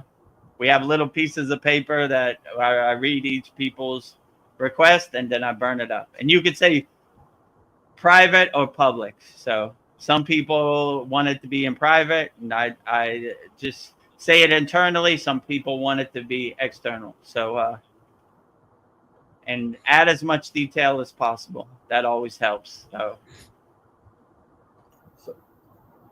could you tell us about the yugas? I mean, I'm not a super scholar on the yugas. I would just say it's like a time period, like an era that they go through. So they would say we're in Kali Yuga right now, which is the chaotic yuga, right? The destructive kind of yuga. But hopefully we emerge out of that and into a golden yuga. So they would say when Babaji is around and all these enlightened beings, Patanjali, Jesus, that was more of a golden era yoga, you know? So the energy was higher, so there was less distraction. So you could achieve enlightenment easier, you know? But regardless of what the yoga is, just do your inner work and be unshakable. And no matter how crazy Kali Yuga is or whatever Yuga it is, you attain a state of being which is unshakable, no matter what the Yuga is or who's president or who wins the Super Bowl. You stay unshakable no matter what, right? So I always have this visualization, like when my guru said, no matter if it's the end of the world, don't let anything shake your samadhi. So when he said that, I have this visualization of fire and bombs and everything, but the yogi stays like a statue, unshaken, you know, fearless no matter what happens, right? So that would be my advice. So no matter what happens in this world, AI does this, or who's president, or who won the Super Bowl, or what happens, don't let anything shake your meditative samadhi state, you know? So that's kind of how I look at the yuga. So Kali Yuga, Golden Yuga, Enlightenment Yuga, whatever it is, still say the same, right? Still say centered, right? So no yuga can kind of determine or shake my samadhi no matter what happens, right? So that's how I would translate the yuga. Like I said, I'm not like a Vedic scholar, so like I can't give you the like a scholar version. I'll just say how my intuition tells me. It's funny because everybody I met in India, they were like like Vedic text. Yeah. Oh, you know about page 156 and verse number 2 and the Vedic text? I was like, nope. I'm called Ved because my guru is Vedananda, and he basically co-signed me. So Vedananda. That's, if you're trying to ask me about page 52 in the Vedic text, I have no clue what you're talking about. So it's the same with the yugas. Like I have a loose understanding about it, but that would be my best advice. Like whatever the circumstance is in the world, the Maya delusional world, always stay anchored and stay centered, and don't let anything shake your state of being or your meditative samadhi state. Yeah. No, I actually watched something from the YouTube of the Uganda Society. Yeah. And they actually had people on there, and they were talking, like the guy studied it, but he was saying the guru of Yogananda, he said he had his own theory basically about the yugas, and I even left a comment, and they ignored my comment. They definitely did. because I went back and I seen they liked everyone else's comment, and they usually like my comment. And the guy that came on there to talk about the yugas, I mean, he was knowledgeable, but like he specifically said, he was like, the yugas from Sir, whatever his name was, the guru of Uganda. Yes, Yukteswar. Sri Yukteswar. Yeah, and the one before him with the L. Oh, Lahiri Messiah. Yeah. They were like, oh yeah, this was their set of yugas. But the guy who studied in India said, but in India, they have their own yugas that are different from these ones.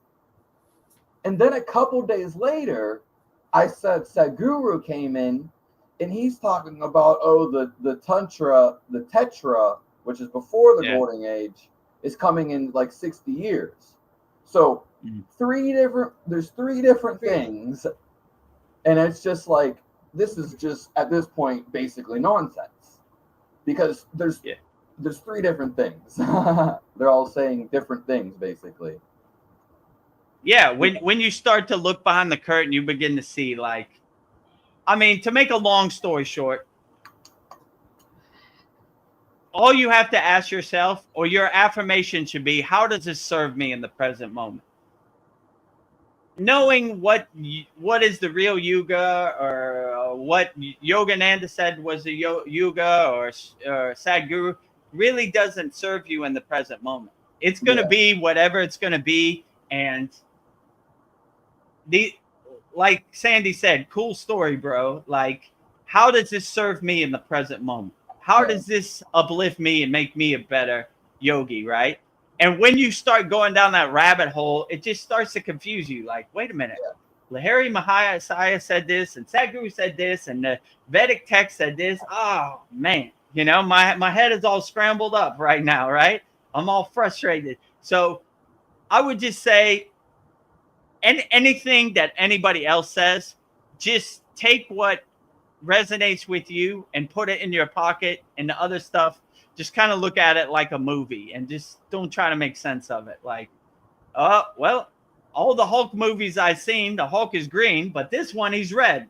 I'm not going to try to make sense of it. I'm going to just enjoy it. Whatever, you know, this is, you know, like, how does knowing what the real yuga is serve you in the present moment? It really doesn't. So whether it's Golden Yuga or Kali Yuga or whatever yuga, Yogananda Yuga, Sadhguru's Yuga, you stay unshakable in the present moment and anchored no matter what, right? I don't care what yuga it is. I don't care who's president. I'm going to do my inner work, and I'm going to uplift myself in the present moment.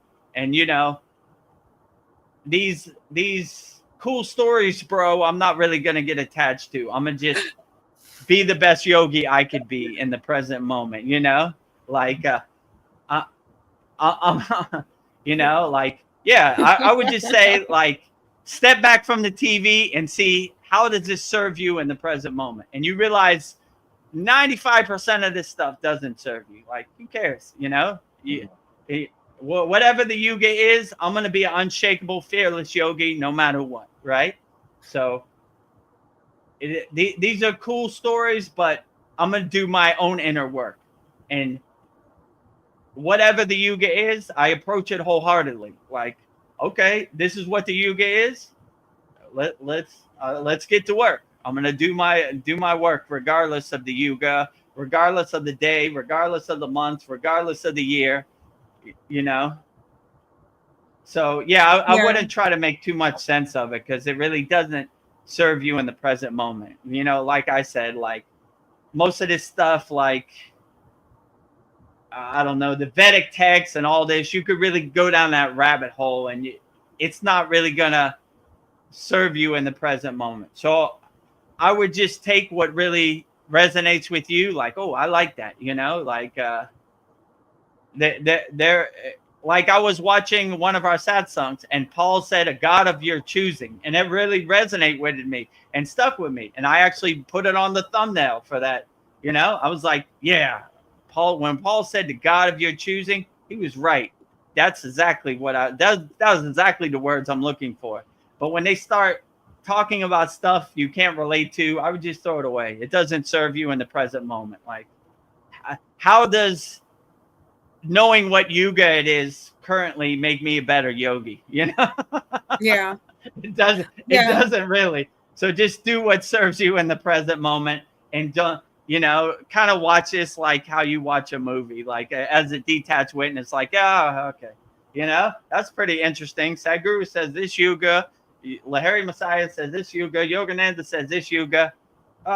You know, my head is starting to hurt. You know. I'm gonna turn the channel, you know. Paul says moon tonight. What?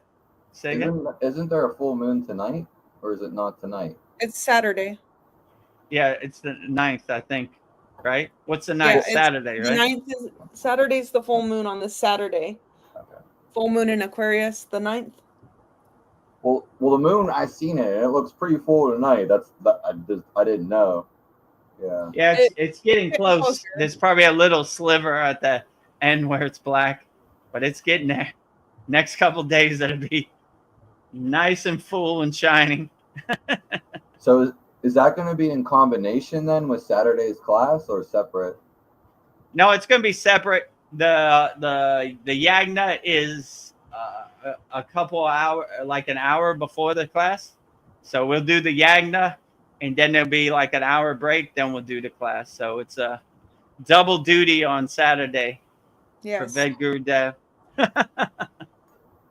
Well, I wanted to get to Paul's comment. He said, "Great question about the yugas. I'm interested also. We're definitely moving away from darkness and into light now, in my opinion. There's the Maya calendar also, which is similar." Yeah. Yeah, That's but it. yeah, like I said, if we're in darkness or we're in light, you be the lighthouse or you be the radio antenna radiating that glowing, that divine inner energy. So no matter how dark it is, Callie, you want to dance? Let's dance, right? Yea, though I walk through the valley of death, I shall fear no evil, right? We become lighthouses for boats lost at sea, right? Even though it's super dark out here, I got your light over here. Come this way, my friend. You know, no need to be lost. You know, you want to learn Kriya Yoga? We got some light for you. So, same thing, whether it's dark yuga or light yuga or golden yuga, whatever yuga, you stay unshakable, you stay centered and anchored, and you be the best yogi you could be regardless, you know, and help as many people, love as many people, be kind to as many people and compassionate to as many people as possible. Dark yuga, golden yuga, light yuga, elephant yuga, whatever yuga is out there, you know? Yeah. You stay unshakable and unchanged, right? You become the mountain, which is anchored into the ground.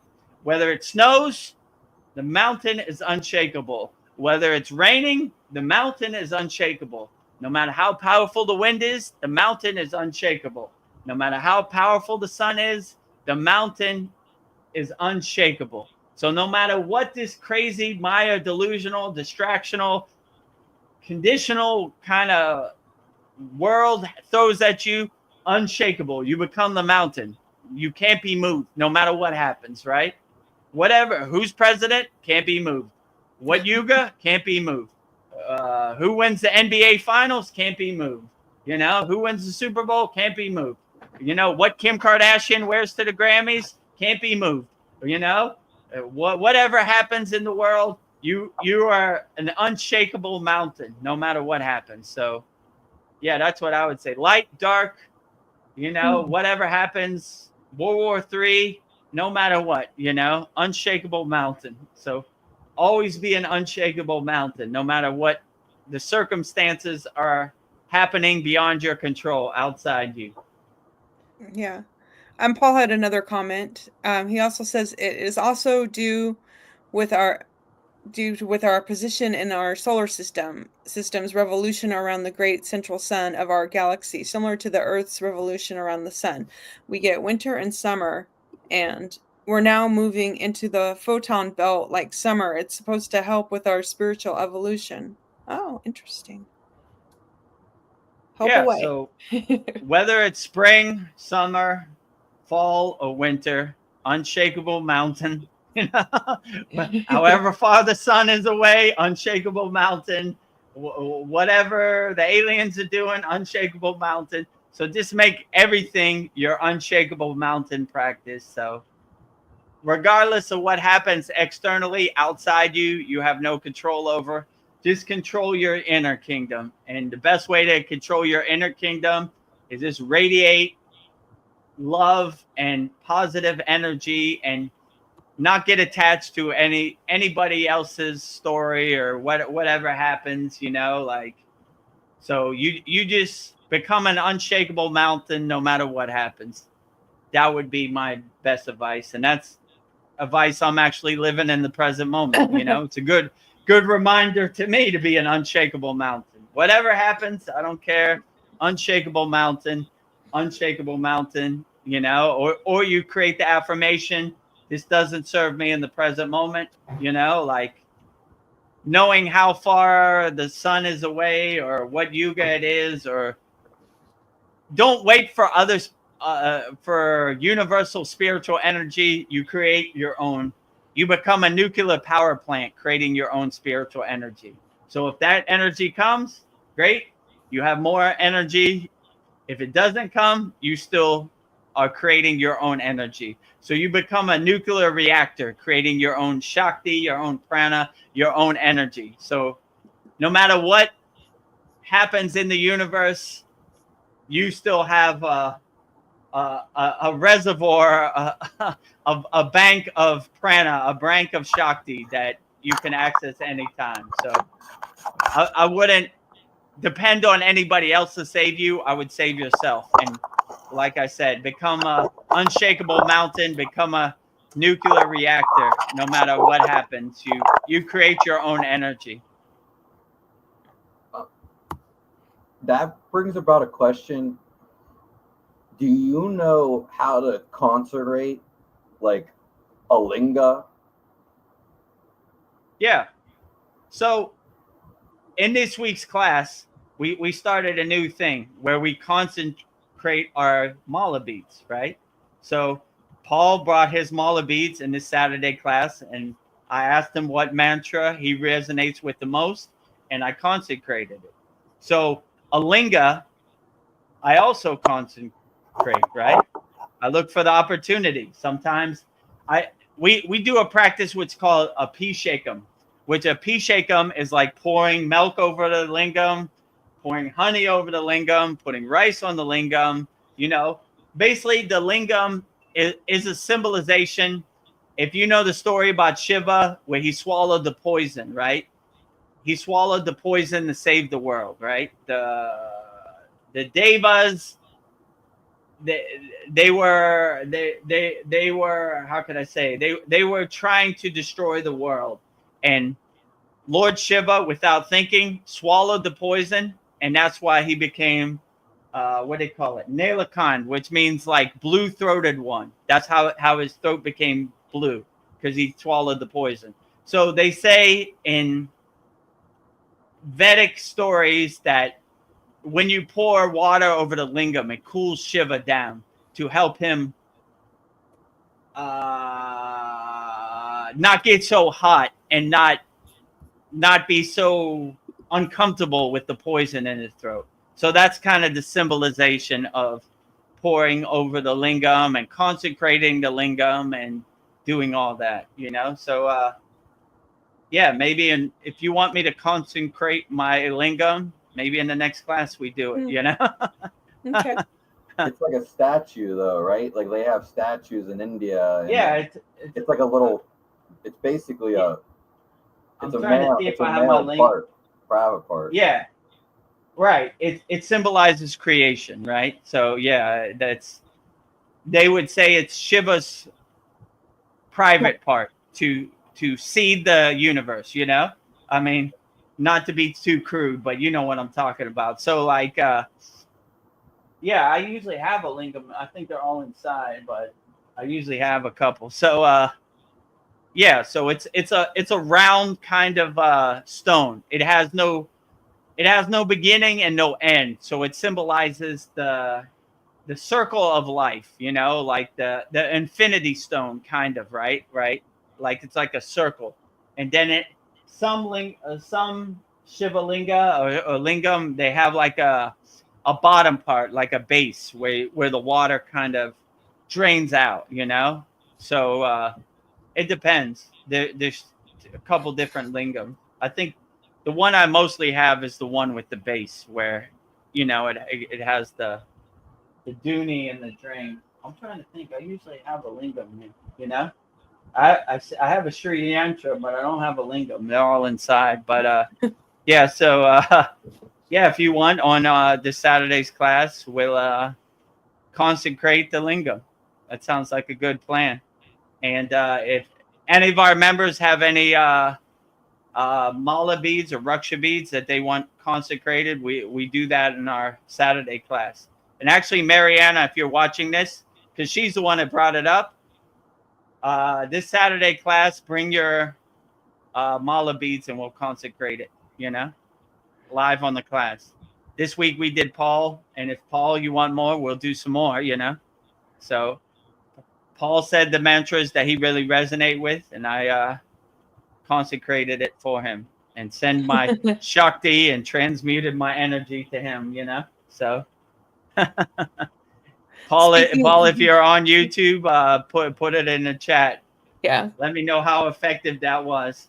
But we offer this to all of our members. So anybody has any Raksha beads or anything they want consecrated, we definitely do it in our class. I had a question about mala beads. When your guru gave you his mala beads, did he ask you if you wanted a mantra prayed over your mala beads? Did he do the same thing you did for Paul? I mean, he didn't ask me. In the Himalayan yogic tradition, they don't really ask. They just do, So, but yeah, he said the mantra that he felt was most appropriate when he gave me the mala beads. So, they don't really give me. That's a good question. Actually, it wasn't. It was more of a Himalayan yogic dialect, right? Which I wasn't familiar with. So it wasn't one I was familiar with. So I don't really even know what he says because I don't understand Hindi. But if he said it was what was the most powerful, then I believe him. So like our school is more liberal, right? Like we get more input from our students, right? Like, what mantra do you want on your mala beads? In the Himalayan mountains, they just give you whatever they feel like, right? So I couldn't pick my name.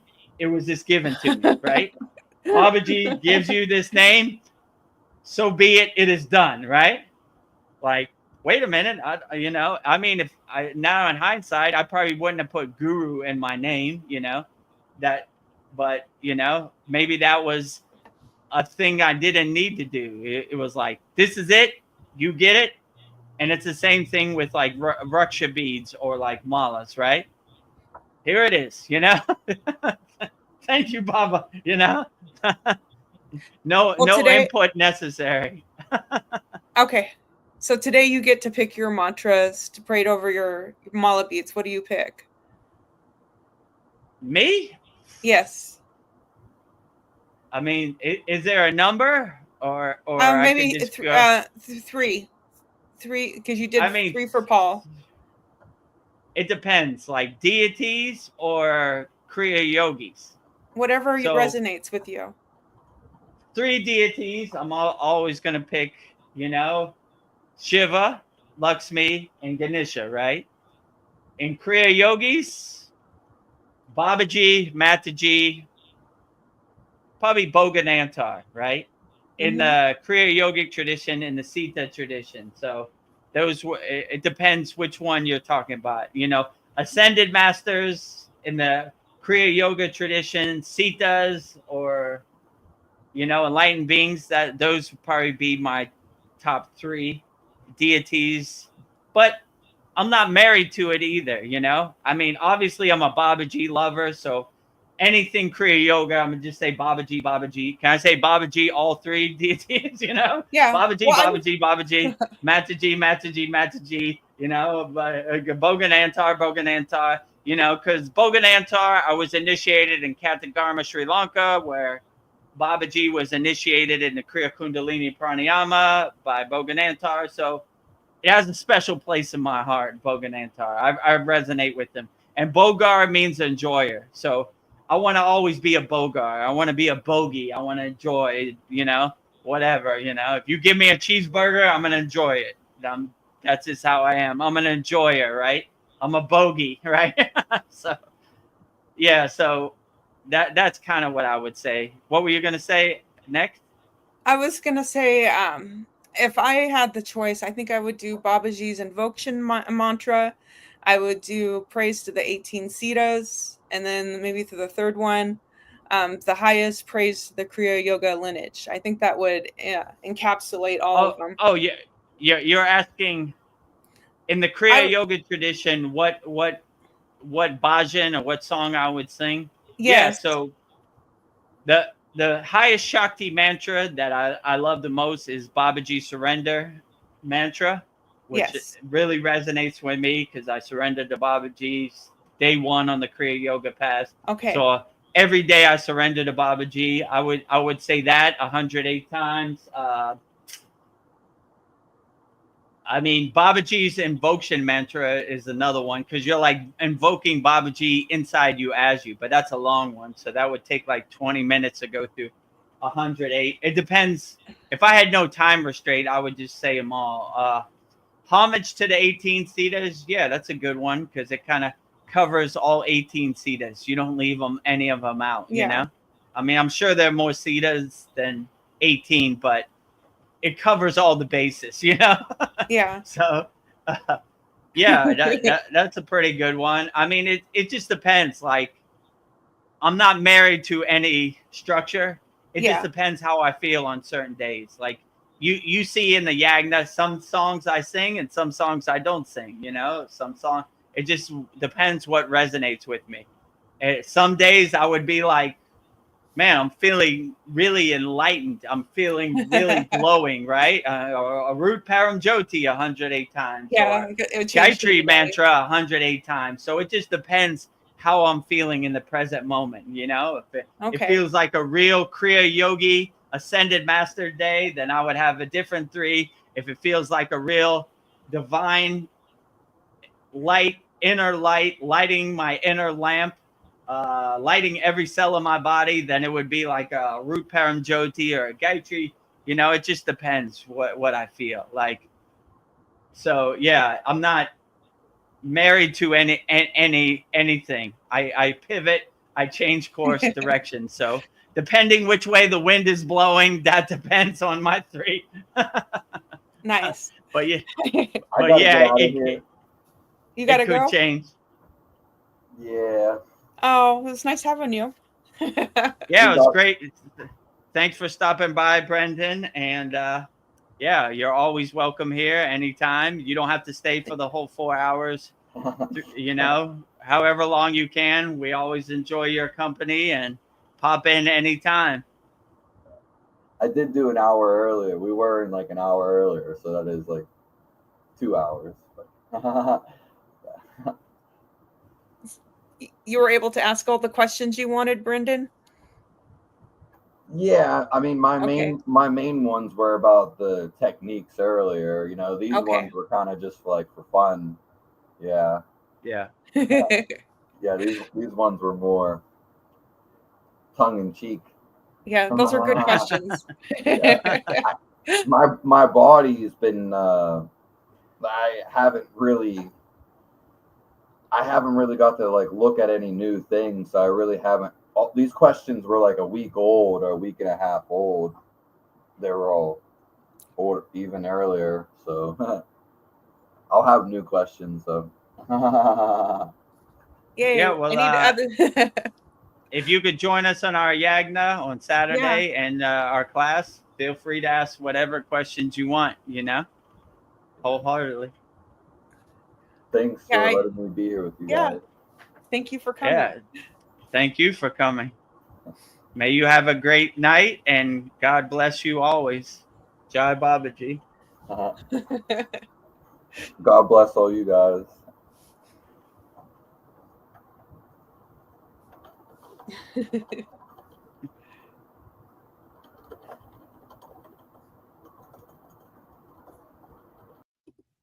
Well, how I was. Okay, great.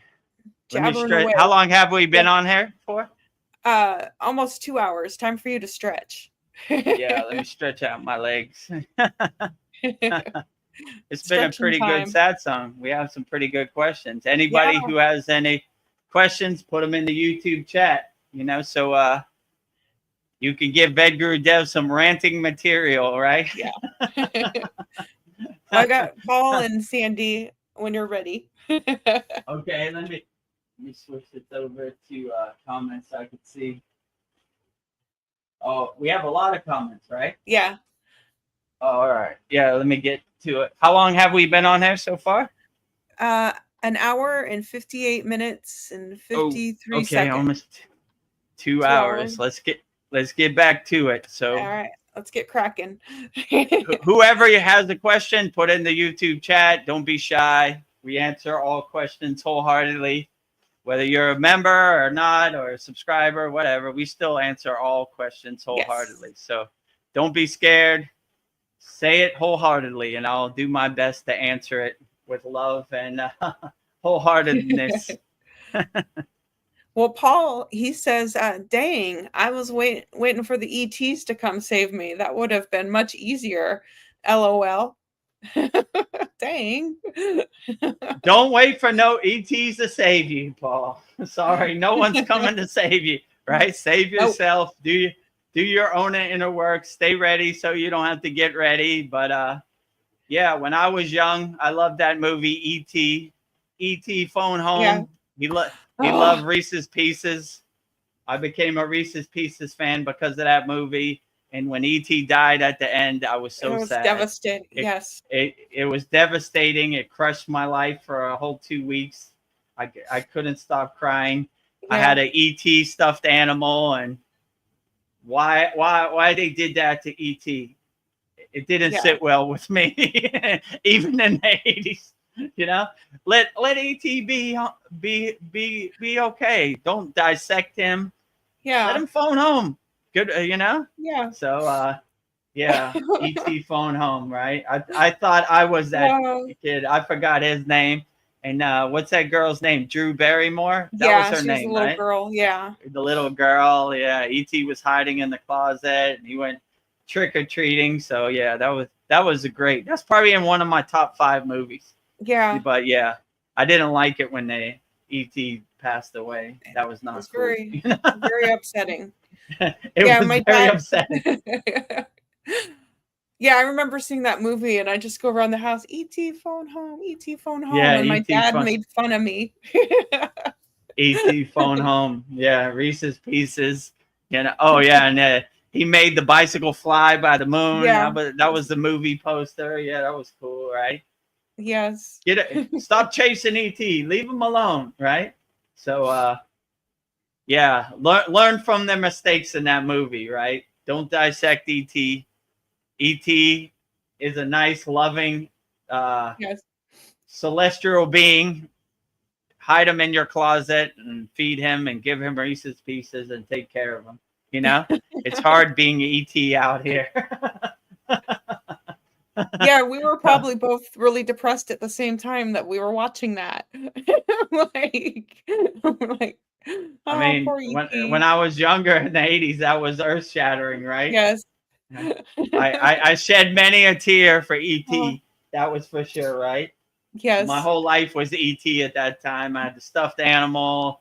I don't know, when you went to McDonald's, they had the glasses, E.T. and you know, like whatever souvenir they had, I wanted E.T., right? Star Wars and E.T., that was my thing, right? Mm-hmm. So I'm dating myself, right?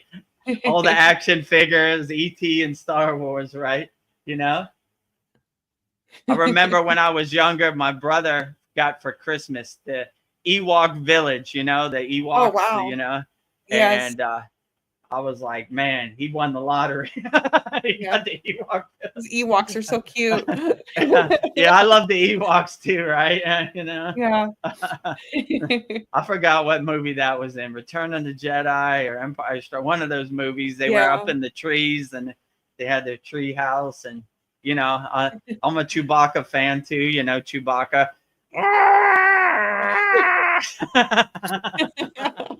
So yeah, however that, you know, Chewbacca, Han Solo, Chewie, you know, Luke Skywalker, obviously, Yoda, Obi-Wan Kenobi, I love them all. So if you were born in I don't know, the 70s, 2000, or you were born in 1990, you have no clue what I'm talking about. But if you were born in the 70s or 80s, you probably have some idea what I'm talking about, you know. Your late or 60s. or maybe your older brother, you saw his Millennium Falcon in his room, and you're like, what the hell is that junk? You're like, what? That's not junk. That's Yeah. Millennium It's Falcon. a national Han treasure. Solo and Chewbacca. Right. That's the national treasure, right? So It's priceless. I'm so old school. I actually went to the movie theater with my father in downtown Pittsburgh and my brother and saw Star Wars, opening day, He's like, we're going to see the movie named Star Wars. I'm like, what? What the hell is that about? And it changed my life forever, right? Yes. I was like, what? Whoa, my God, this blew me The day away, that will right? live in infamy. The day that will live in infamy, right? Like, Yeah. yeah, the World Trade Center, Pearl Harbor, yeah, that's cool. But the real day that changed my life was Star Wars World Premiere, downtown Pittsburgh, Pennsylvania. Yeah, they're kind of like little yogis too, like learning to use their inner self, their powers. Yeah, like Like, if you look at yoga, I mean not Yoda, right? yeah. He has a name like yoga. I don't think by accident. He kind of talks in like parables, like backwards, Yes. like yogis talk, and this twilight language, this one sentence, straight to the point, like a knife cutting through butter, like so weird. It is done, like short and sweet. That's how the yogis really talk in real life, not like a drawn out explanation, one sentence things. And it's very profound, makes you think like, oh, yeah, Yoda really knows what he's talking about. Yeah. Yeah, straight into the point. Well, let's see. Paul, going back to mala beads. Did I put this up? He says, yes, my mala beads are doing great. Energized more. I also like holding them in prayer hands, like you showed me, showing them some love. Yeah, I thought that was cool too. Yeah. Yeah, when you're not actually counting them, I like to hold them in my hands too. Like if you say like three mantra japa, it's good to hold them in your hands, If you do 108, it's good to count them, because you're when you really focus your energy on the mala, you kind of lose track. So that's why each mala has like what's called a guru bead, which lets you know it's 108. So when you get to 108, you could really focus on the mantra. My guru used to say, saying mantra japa is like walking a tightrope across the Himalayan mountains. We're aware of the height. We're aware of the height and the height we're at, and the height very below, centered. but we're laser focused on the tightrope, and that's how we do mantra japa.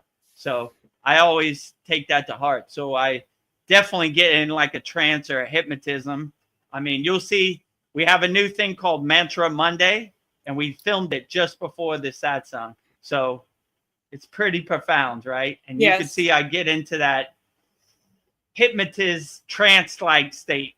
So I need that. I'm feeling for that guru bead, because I have no clue what number I'm on, So if you see me looking at it, maybe I'm looking at it lightly, like, man, maybe, like almost home, So I basically show you in Mantra Monday how to count mantra japa, which, if you're a member of our Kriya Yoga Masterclass, you already know we have a very great, a better class. But so if you want, we'll make like a mantra playlist. And if you want me to give you mantra diksha every week, I'll give you a new mantra. This week we did Babaji, and in the video, you'll see Babaji sitting right next to me. If you don't have a mala bead or a raksha bead, Veronica shows you how to count on your hands. 1, 2, 3, 4. So each finger is 4 parts.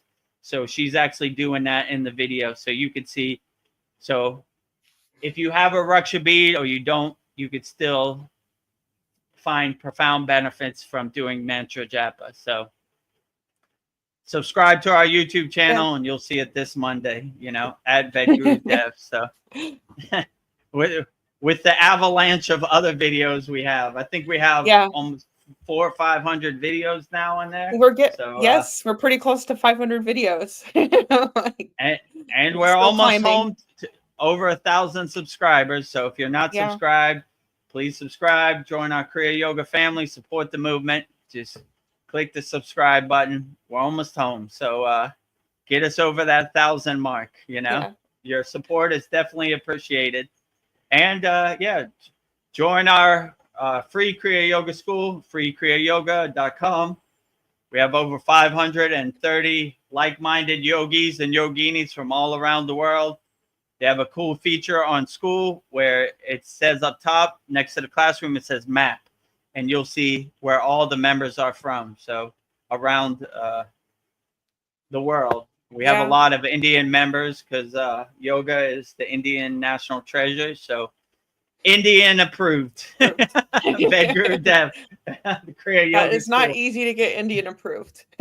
Oh, they don't approve anything outside of India, right? Like, I've had Indian people tell me that the guy who sells, I don't know, stuff at the corner store is more qualified yogi than I am, just because he was born in India. So to get India approval is very hard. So they only approve other Indians, right? So I appreciate the seal of approval from Indian people in our free Kriya Yoga school.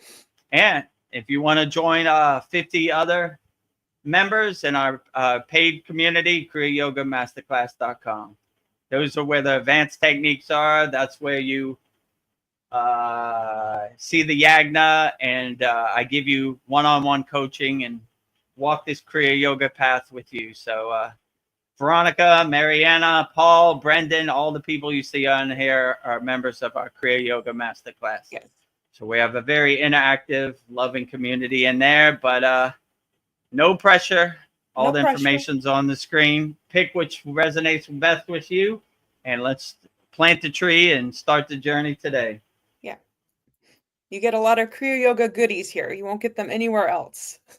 So a smorgasbord, a buffet of Kriya Yoga, right? Like hundreds of Kriyas, right? We're not going to gatekeep it. We're going to give you as much wholeheartedly as we can, right? Yes. And try to give you the tools and the stuff you need to integrate into your daily life. All day, every day. All day, every day, no pressure, right? You choose which is the best path for you. Well, Brendan, he says nice 3 times. Nice, nice, and nice. Nice, nice, nice. And then we've got Sandy. She says, LOL, right. Although it may still be possible, Paul. I did see that UFO as a child. Yeah. The aliens will save us, right? ET phone home, Come one, come all. I'm not going to jump out the window. Nor do I need anybody to childproof aliens. Let's see. I'm looking for that boogosphere. He's maybe somewhere around. Maybe I got more guide trees. The more I call the boogosphere. So boogosphere, grays, whatever alien you are, however your form is, as long as you got divine inner energy, you're always welcome at my house for tea. My door is always open. My welcome mat is ready. Oh, speaking of the boogosphere, I guess there's the Sri Yantra symbol is engraved on it. I thought that was interesting. Whoa, really? Yeah. I just saw a video of it. Nice. I didn't know that. Yeah, send that video to me. Sri Yantra, I definitely love it. Here, I have a 3D Sri Yantra here. I didn't have the there you go. There's the Sri Yantra 3D form pyramid, so cool. I love the Sri Yantra too, obviously the deity, the Devi I resonate with the most is Lakshmi, and her yantra is the Sri Yantra. So I love the Sri Yantra. So yeah, me too. Yes. post that video in the school. I definitely want Okay, to see I need that, to go find you know? it. Because when you posted the Gayatri video that the Yeah. boogie spear was going crazy, I was like, yes, you know, I brought like a tear to my eye. I was like, this boogie spear is real. Like, it loves Gayatri. Yeah. I love Gayatri. Outstanding. Boogie spear is the truth, you know? Now that you tell me the boogie spear has the Sri Yeah. Yantra engraved on it, boogie spear is the super truth, right? It's probably a spear directly from God. Yeah, No the other first way. time I saw the Sri Yantra symbol, it's just like I just got drawn into it, and I was like, I Yeah. painted it. But I love all of the yantras. I want to paint them all. I love the sacred geometry. I just Yeah. there's some Yeah, I like it too. Yeah. It really resonates with me. So how do you work with them? Do you just like meditate on them and just stare at them? What's the best way that you know how Yeah, to so activate them? I met it. They have a circle in the middle of it. It's called a bindu, right? So I Yeah. focus on that point, and it kind of activates it and lights it up, you know? And I see all these yantras as a geometric projection of God, right? So Yeah. I see the yantra, the Sri Yantra, as Lakshmi. So I pray to the yantra the same way I pray to the physical form. So it's just a geometric form, a representation, a symbolization of Lakshmi. So all the yantras, I see the God inside the geometric pattern, right? So it's like instead of a statue, it's a symbolization in a geometric form of the God. So I see the God in all yantras. So yeah, that's probably the best way I would put it, the way I pray to each yantra. But I mostly focus in the very center, in the middle. It's called a bindu point. Yeah. And then I get into a trance or a hypnotism, and it kind of lights it up or it projects it up, you know? So yeah, that's the way I would say. So sometimes I resonate in the 2D form. Sometimes I resonate in the 3D form, but I love them all equally. They're Yeah. all a representation of powerful. Lakshmi. Yeah. So they all carry divine energy. So I always like the fact that the Sri Yantra in the 3D form is a pyramid, like the Great Pyramid of Giza, right? So obviously they had higher technology, advanced knowledge, you know? Anybody who makes a pyramid is beyond our comprehension. We still can't explain it to this day, right? What they did thousands of years ago. So Yeah, and they say wherever that they got this information is beyond my comprehension, above my pay grade. yeah, I keep hearing that Shiva's mountain, what is it, Mountain Kailash is actually the Sri Yantra. That's what it is underneath everything. That's what it supposedly looks like. But I have no proof of this. It would not surprise me one bit. I've been to Kailash. It is a nuclear reactor of divine energy. Yeah. How? I have no clue, but it is definitely vibrating on a divine frequency that no one can explain, let's say. And if in the middle of Mount Kailash they had a Sri Yantra, it wouldn't surprise me at all. Yeah. It would make total sense. Like it is this it is a nuclear power plant of God energy. Let's say it like that. Like it is no mistaking it. Like the lake up there, everything about it, it just is vibrating it. You're like hypnotized and in a trance by it. Like I there's no explanation for it. It would is make definitely sense. holding Shiva's energy beyond my comprehension. I'm just blown away just thinking about it. It's like 24-hour divine vibration that is 100 times more powerful than a nuclear power plant. How? I have no clue. Yeah. And I'm definitely not going to listen to no person in a white coat of how it works. It's beyond everybody's comprehension, even people who wear white coats. Like, I'd say all the glory to Shiva. Is the greatest of it is a great symbolism. And when my guru said during the C word you couldn't go there, so you only can look at it as a distance because it's on so-called China land. India and China has that dispute, right? So it's a sad day that they won't let pilgrimage yatra Hindis go to their sacred place, So Yeah. I'm glad I got to go there before they closed the door, Yeah, But definitely. what a powerful place. Like, if you want to go to a real divine, powerful place, Kailash is the top of the food chain. I mean, Lord Shiva, the highest of them all, pure consciousness, Adi Yogi, all of the above. I mean, if you could pick one place in India where you would feel the highest energy, I would probably say Kailash is that place. Yeah. I've been to all different kind of places, but this is on another level. Like, I mean, I'm getting goosebumps even thinking about it. Like, it's that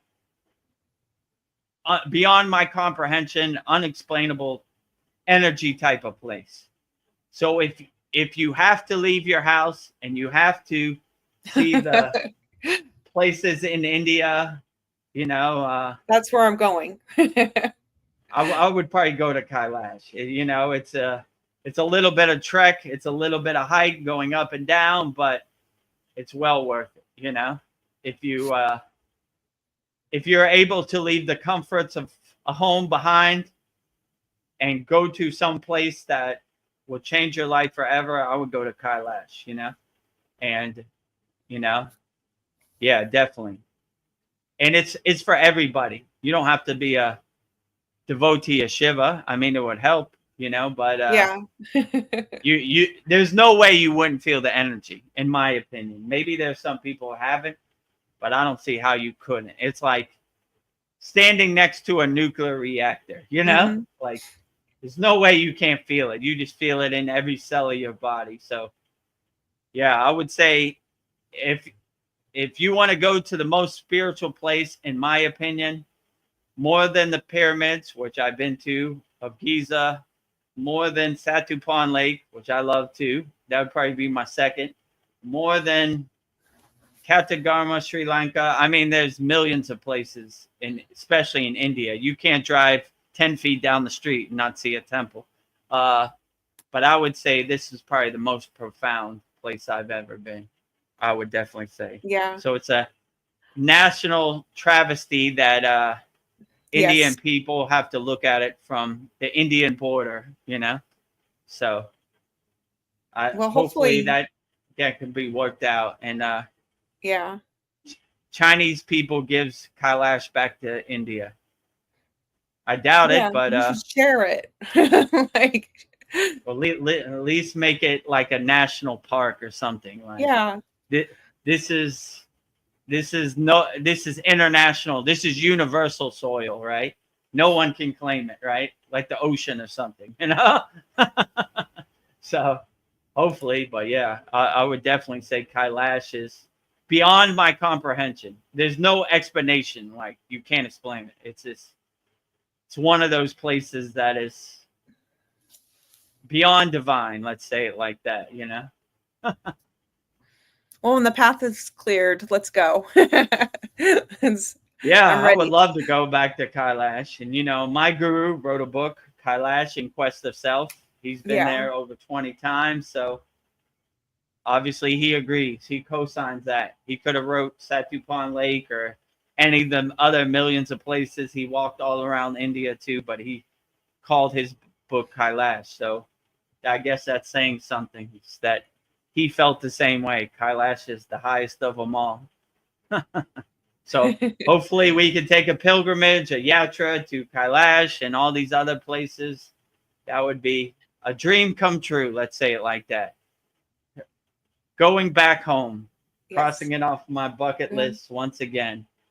I've seen enough in this Maya delusional world. Can I go home and feel the energy once again? Well, we got the Yagna fire this Saturday. Put your request in. Like, dreams come true. Put that request in. If you don't see me on the live stream for a month, you know what it is, right? Yes. Or forever, right? Closing down the shop. Dreams came true. Well, I've been having such a good time talking to you. I've neglected the comments. So. Oh yeah, let's get back to the comments. We just go on a rant. Sorry, guys.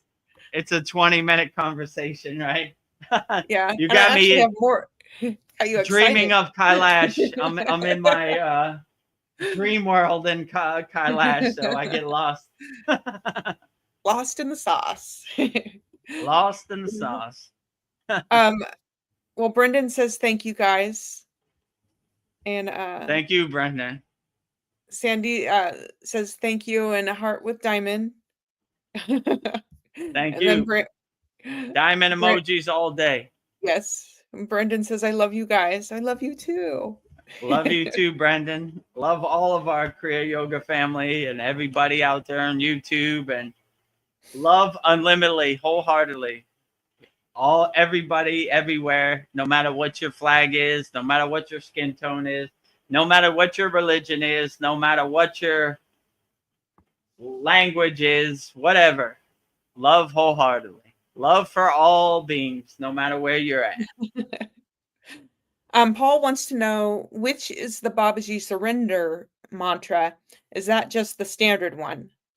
Oh. No, so the standard one I say is the Mula mantra.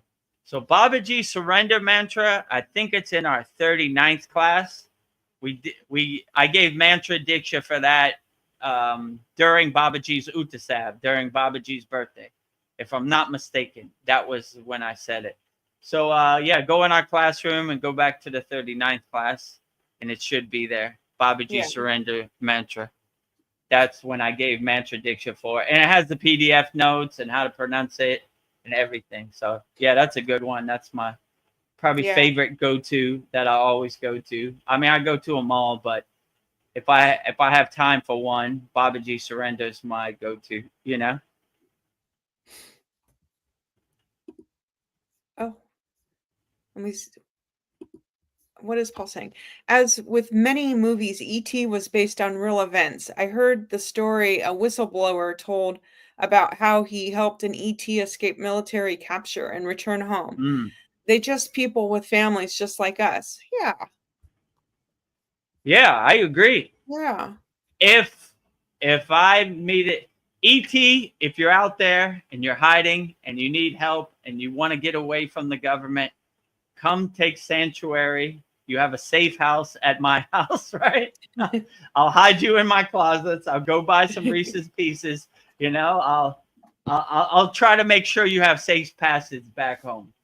And this is a good question too, because when I was a DJ and I traveled around the world, I realized I've been to Dubai like 1 million times. Everybody around the world is not bad people. They're just trying to feed their family and be happy. You know, there's bad apples and everywhere, you know, but they are the 1%. The most people are just trying to live a happy life. So no matter what their God is, no matter what their religion is, no matter what their skin tone is, no matter what their flag is, they're all basically trying to live a happy life and feed their family, no matter what country they come from. There's a couple bad actors, but there's a couple bad actors in America too. So a couple bad crabs shouldn't define the whole bucket, right? You know, so they like to put the spotlight on the bad actors, but majority of the people worldwide are trying to just feed their family. Same with ET. You're right. My intuition is that aliens or ET, they're just trying to be happy and feed their family and, you know, live a blissful life, you know? So if you need sanctuary or a safe house, I'm going to put it all on the line and risk everything to make sure ET gets home safely. ET, you can't safe go passage, home. My friend. Safe passage, my friend. You know?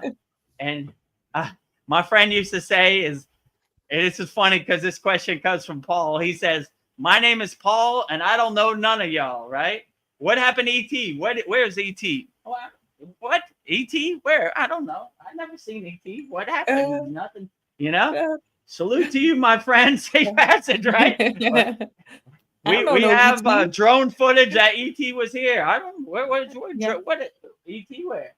No ET around here. No. So if you need a safe house, I'm your guy, Vedagurudev, right? I understand, I'm not going to try to dissect you. I'm going to enjoy your energy and do my best to make sure you have safe passage home, right? None of that here, right? I've learned from when I was younger that if ET wants to go home, let him go home, right? Don't, and keep him out of harm's way, right? Yeah. Well, if more ETs might show up if they felt like we were all safe, but most people would get scared and wanted to. They're safe over here. No fear over here. So, no fear here. If you need a safe house or a sanctuary, ET, come home. Yeah, you're not gonna freak out. You need a pit stop. My bed is your bed. You want to sleep in my bed? Go ahead. I'll sleep on the floor. Whatever you want, right? You like Reese's Pieces? I'm gonna go drive around and look for as many Reese's Pieces as I can find, right? Yeah. Enjoy yourself. I don't want to be defined by these people dissecting ET for nefarious reasons, right? Yes. No dissection, no, only love, unconditional love for ET over here, Yeah, those other humans are crazy, not me. I got nothing to do with them. Don't judge us on the other ones. Just because my skin tone is same as them, I'm not part of their tribe. Right? I got nothing to do with them. Unconditional love to all universal beings, throughout the galaxies, the universe, omniverse, the metaverse, whatever it is, whatever dimension you're from. Yeah. Unconditional love projected to all of you. So, if you're ET, you're just trying to feed your family and live a happy life. I understand. You got a home here. My casa is your casa, right? My casa is su casa, right? Yes. My home is your home. My home is your home. Well, Sandy says, speaking of vibrating, this just happened. My sister walked into my home and said it feels like the floor is vibrating. My partner and I work with spirit daily, meditate, etc. Connected? Oh, that's cool. Oh, yeah. I would definitely say the higher you raise your frequency, the more you become aligned and the more you become connected. And your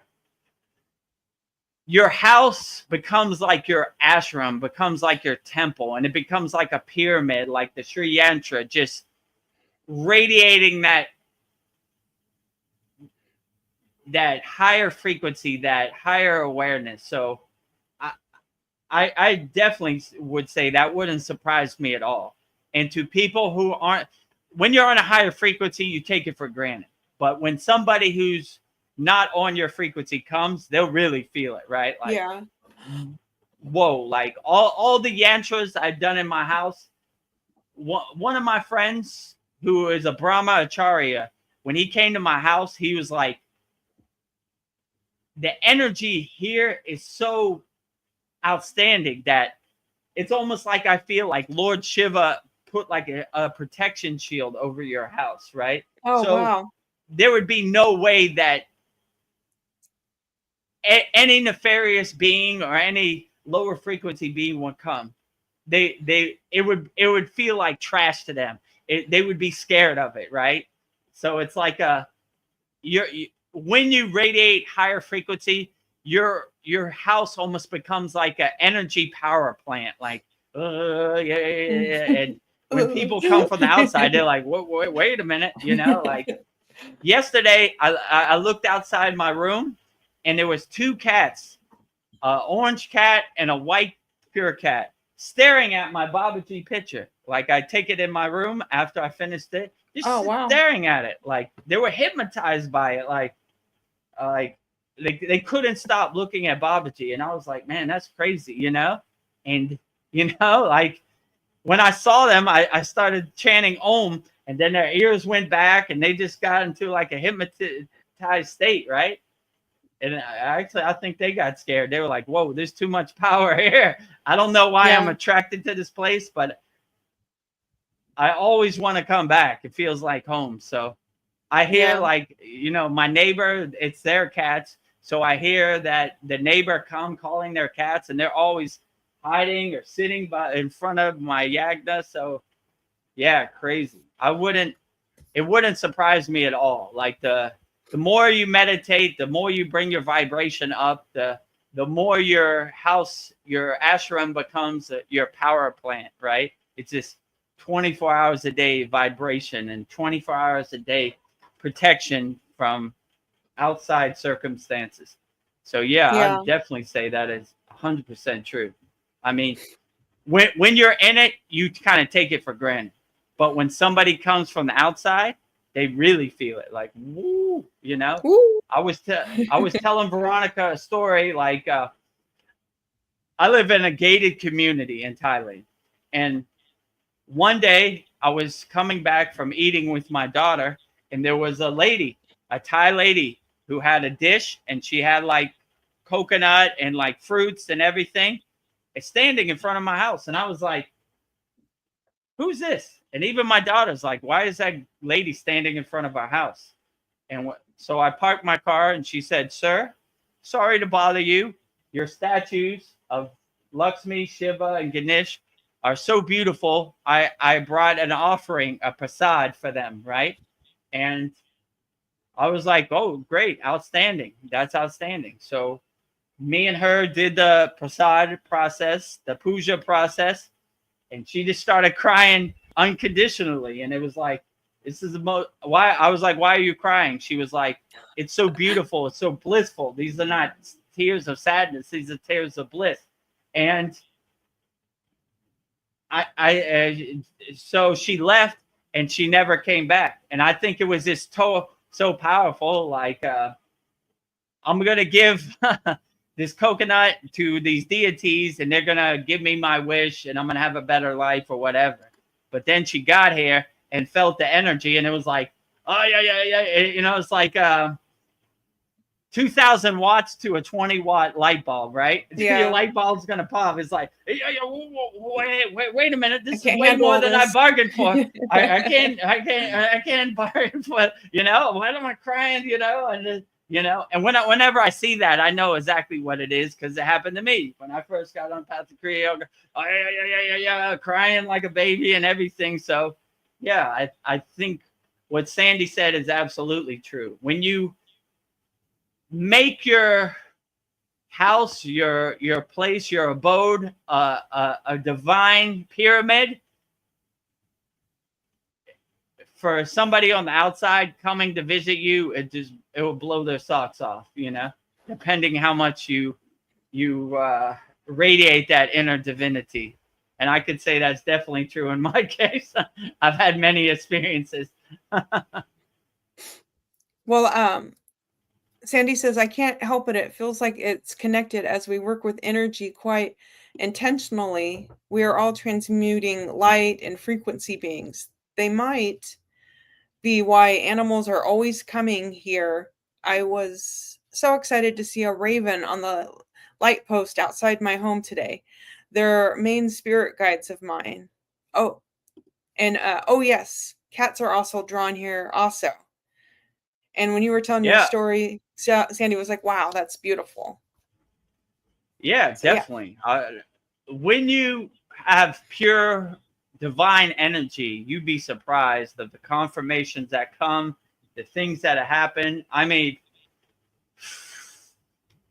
I can't even make these stories up. Like these cats, these birds, these butterflies. I mean, if you've seen other satsangs, we don't have a audience of butterflies today, but there was a monkey sitting on my Shiva statue. That was another crazy story. I can't explain any of this. Audience of squirrels, birds, any sentinel being you could think of. I don't know why they're attracted to the energy, but it's a good confirmation, or it's a good signpost for me that I'm going the right direction, right? Like, yeah. So it's almost like, how could I put this? Your house becomes a pyramid, and the pillar of light from the astral plane kind of hits your house, right? So it's like, I don't know, like a divine force field that comes over your house, and it's not a thing I aspired to happen. It's just a byproduct that happened kind of naturally, right? And it was like a good confirmation, like, whoa, look at that, look at that squirrel looking right at me, dead in my eyes. The squirrel likes the Gayatri mantra, or the cats are hypnotized by Babaji, and the monkey's giving me a telepathic message. Like, I can't explain any of this, and I definitely didn't invoke any of it. It just kind of happens. It's like a breadcrumb, or like a signpost that when you really do your sadhana, your practice, your meditation wholeheartedly, these things kind of happen as like little gifts on the path, So, yeah. Crazy. Yeah. Oh, Sandy says, yes, for sure. It's amazing. These animals are definitely drawn to us. Yeah, I can't, like I said, I can't explain it, Yeah. I have a squirrel that loves, I don't know how it knows the exact time I'm going to do mantra japa. Maybe it's watching for me, but as soon as I start, he's on that branch. As soon as I finish, he's gone. He has divine timing, that squirrel. He knows. He knows, right? He's waiting for it. I have an audience of squirrel. He's like, oh, hopefully today he's going to say the Gayatri mantra. Yeah, there it is. All right. I've been waiting. Yeah, I think animals have like a psychic link to their humans because they just know when their humans coming home. Like, you'll see, like, people have home videos in their home, but the human isn't quite there yet. They're around the corner, Yeah. but the animal can sense that they're coming. They know. Yeah. Yeah. I don't know how they have this divine timing or this inner clock that they know exactly, right? You would think, Yeah. if you regurgitate what other people say, like, these animals are stupid, they don't know anything, but they're really advanced and they're really highly evolved beings and on a higher frequency for sure. Yeah, when I get home, I have lived in like a 3-story townhouse, but I come in, pull into the garage, I open up the door, there's a staircase leading up to the second floor, but they're waiting on the staircase waiting for me. So I'm just like, how long have you been waiting there? But yeah. And when I don't know, like my animals, when they don't like somebody, I always think, why don't they like this person? Because they can feel people's energy. Yeah. Bad energy. And stretch out my feet 1 second. Yeah. How long have we been on here now? 2 hours and 41 minutes. So almost 3 hours. Stretching so anybody time. who's watching this, put your comments in the YouTube chat. Yeah. We'll be wrapping it up soon. So yeah, but you still got some time. Get in your questions right now. Yes. And if you haven't subscribed to at Vedagurudev YouTube channel, support the movement. Join our group. Join 530 like-minded Kriya yogis and yoginis from around the world. 100% free. kriyayogashop.com. Click on the join the group button. Answer the questions. And if you like the value and you feel uplifted by Kriya Yoga, master the supreme science of Kriya Yoga. kriyayogashop.com. No pressure. But whichever resonates with you, that is the best path. Yeah. Nothing to stop you. What is stopping you? Join today. Nothing. No. Money shouldn't be a barrier to energy to being the best Kriya yogi or yogini you could be. So if you like words I'm saying and it resonates with you, then support the movement. Any way you can. First 2 are free. Subscribe, 100% free. free kriyayogashop.com, free also, you know. If you like it, then you can take the next step. But it's 100% up to you.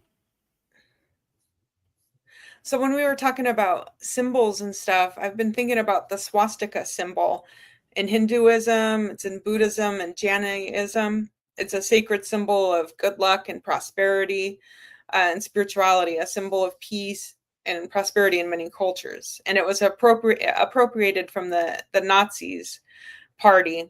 But I don't know, now the swastika is associated as a symbol of racism and supremacy or whatever. And I wonder if that symbol could ever be reclaimed as a positive symbol ever again. Oh, it's positive to me. And yeah, the to most billions people. of Indians. Actually, I have it here. Let me get it. Yeah. It's in front of me. Yeah, so there it is. Right there.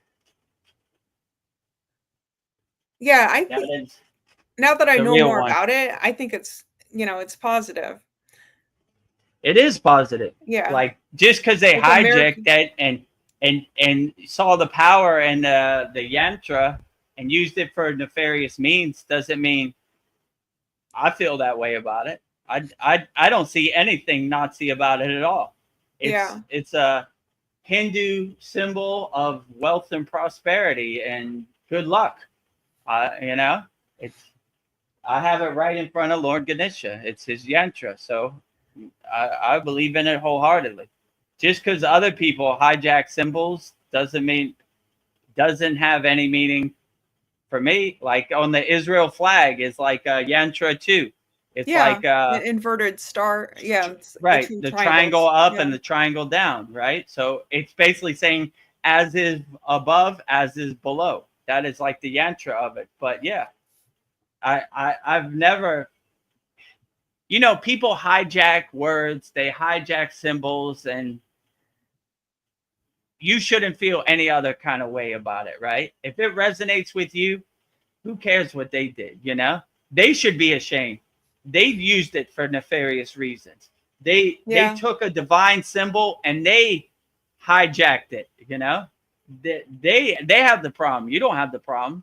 Just because you resonate with the swastika doesn't mean you have any ill intentions. So they should be ashamed, Yeah.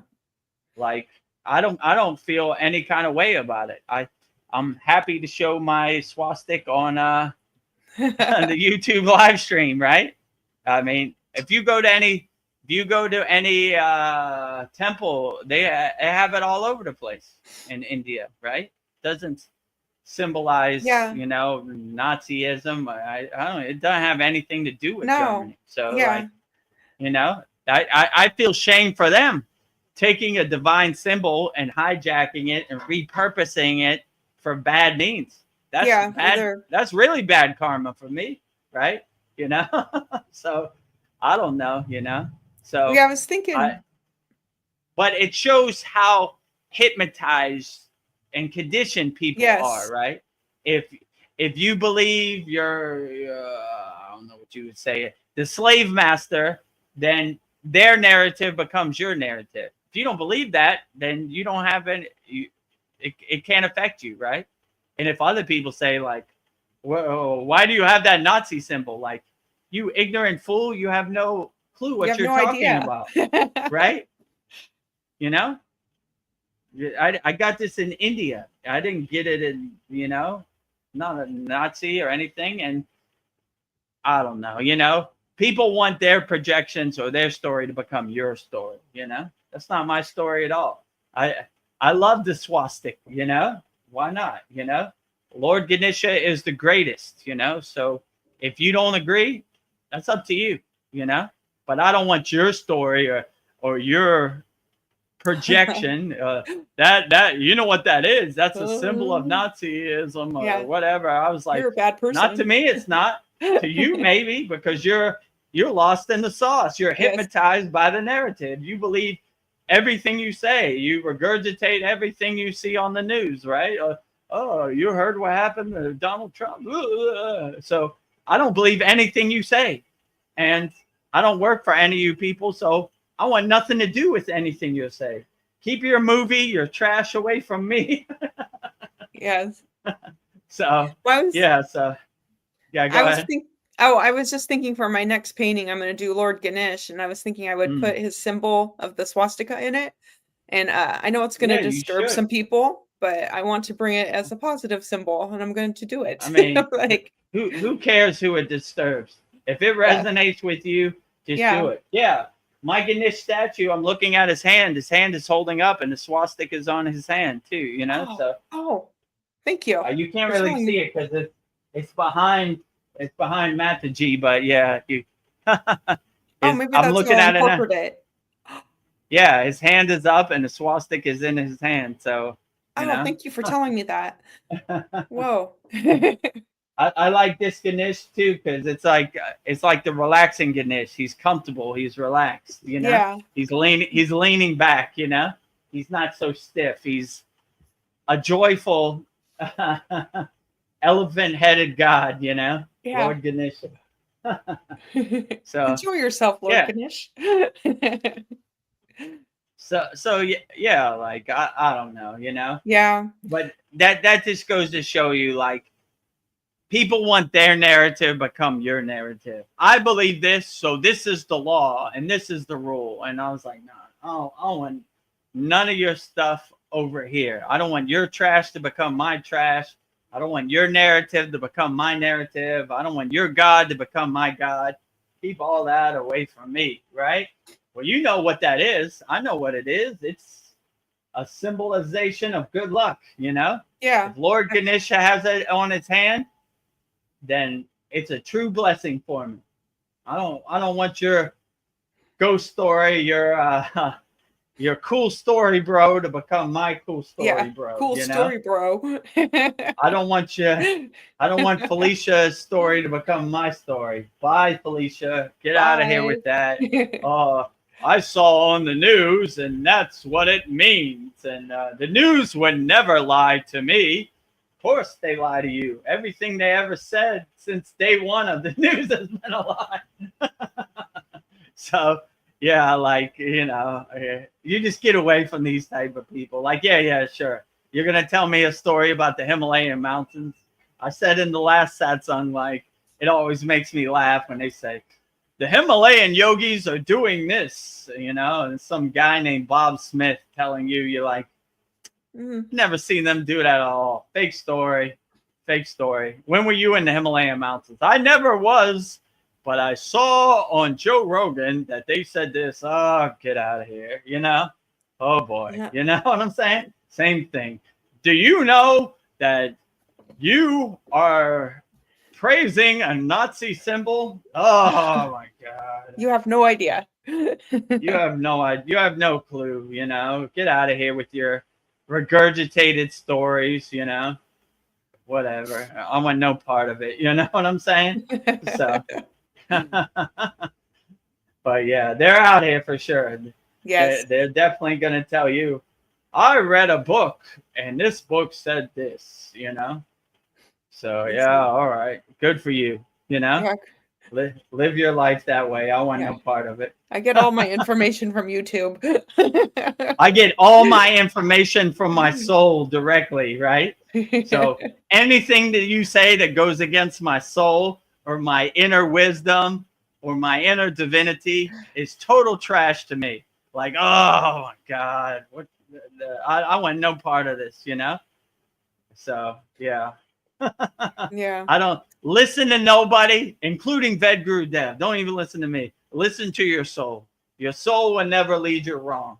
Yeah. Let your soul be your guide. Let your soul be your North Star. Let it guide you and tell you the truth, you know?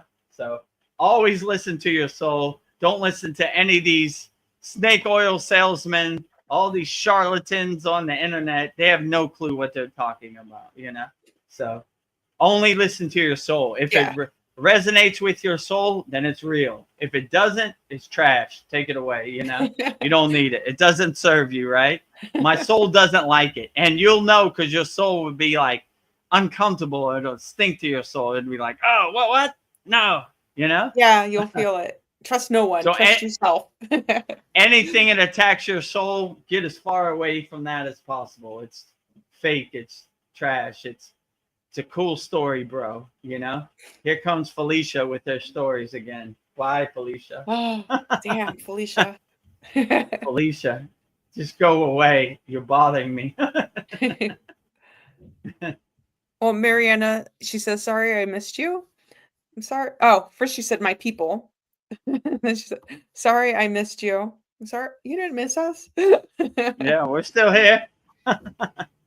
Oh, Mariana, we said we took your advice in this week's class. We consecrated our mala beads. So we did the mala beads for Paul. And if you come to our Saturday class, then we'll do your mala beads also. Or if you can't make it, you have to work on Saturday, just email me what mantra you want said to your mala beads, your raksha beads, and I'll say it for you. And you could watch it back later. So that is also a benefit by being a member of our Kriya Yoga Masterclass. We're adding mantra Mondays, and we're adding consecrating mala beads for all of our members. So anybody who has any mala beads is a member of our Kriya Yoga Masterclass. Come to our Saturday class, and I'll definitely consecrate your raksha beads. And then Mariana says, unfortunately, thanks to the Nazis, it will not be positive for hundreds of years, probably. Yeah. I mean, it's positive to me, you know, like, I mean, yeah, I know they repurposed it. I don't know. They hijacked the symbol, but I don't know. I get good vibrations and positivity when I look at my swastika, you know, yantra. So, I mean, to other people, because they're so conditioned, they're so lost in the sauce, they probably believe that, you know, but not me. I think it's positive right now. It brings a nice twinkle to a smile to my face and gives me a tingly feeling inside. So I like it, you know? Yeah. And what other people think of it really doesn't matter. Between me and Lord Ganesha. ABC your way out of my connection to Lord Ganesha. Yeah, it's a symbol of peace and prosperity. Absolutely. Good luck, right? We could all use a lot more of that. Well, Mariana says, especially for Russian people, my grandparents know it so well after years in concentration camps. Yeah, it's ingrained on them. I'm sorry about this, and I'm sorry that the swastika is a sore spot. You know, it brings up bad memories and genocide and Holocaust. You know, I feel shame for the Nazis. That's their karma. Repurposing a beautiful symbol and using it to hurt people. I can't think of any worse karma in the world, right? So. Well, that's their trash mountain, you know, like for them to climb. And maybe when they reach the astral plane, they'll have an audience of Lord Ganesha themselves, and they'll punch them right in the face. Yeah. For all the devious things he did with his personal yantra. Right. So hopefully Lord Ganesha punishes them for doing these things. But yeah. I'm sorry that this symbol has had bad memories for people. Yeah. I wish good memories, love, peace, harmony for all people around the world. And anybody hurting people or repurposing divine symbols for nefarious means should be ashamed of themselves. And I feel shame for them too, you know? Bad people. Bad people. Then Mariana goes on to say, I don't have mala beads yet. I gotta find an Indian store here to buy it. Well, if you don't have mala beads, we show in our mantra Monday how to count on our fingers, which Veronica does too. Yeah. Veronica doesn't have mala beads either. So maybe if you find a good place, you can tell Mariana where to buy them. Yeah. But yeah, if you don't have mala beads, just send in what mantra you want said, and I'll say it to you. And if you have to work, you can watch it back later, or if you're live in our Saturday class, I'll say it to you live. So just tell me which mantra you resonate with the most, and I would definitely consecrate it for you in this week's class. And Sandy says, I thought the Indian swastika is a bit different. Thought it has dots. Yeah, it's different too. It does have dots too. Like this is like a metal thing, so it can't have. It usually has dots here. So on Ganesha's hand, you can't see it. It has dots. It has like jewels in between in here, right on his hand. So yeah, it is a little different, but you know, I don't know. Like I said, anybody hijacking or repurposing divine symbols for nefarious means should be ashamed of themselves. Yeah. You know, that's all I'll say.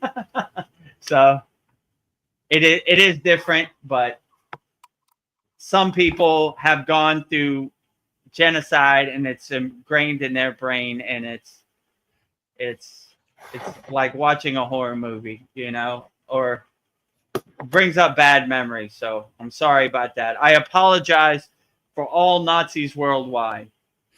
Bad Nazi stealing Ganesha's symbol, you know? Be ashamed of yourself for that. No hurting people, loving people, living in peace and harmony. Anybody who's doing anything under the banner of hurting people should be ashamed of themselves. No hurting children, no hurting any sentinel being. Much as possible. So Well, Mariana says, don't worry, Vedagurudev. I know what you mean about the positive meaning of the swastika. I know you don't mean harm to anyone, and you don't want to be mean or offensive. I totally understand. So yeah. Yeah, in India they don't call it the swastika, they call it the swastik. So yeah, it's a little different, but if it brings up bad memories to anybody, I apologize for all nefarious beings worldwide.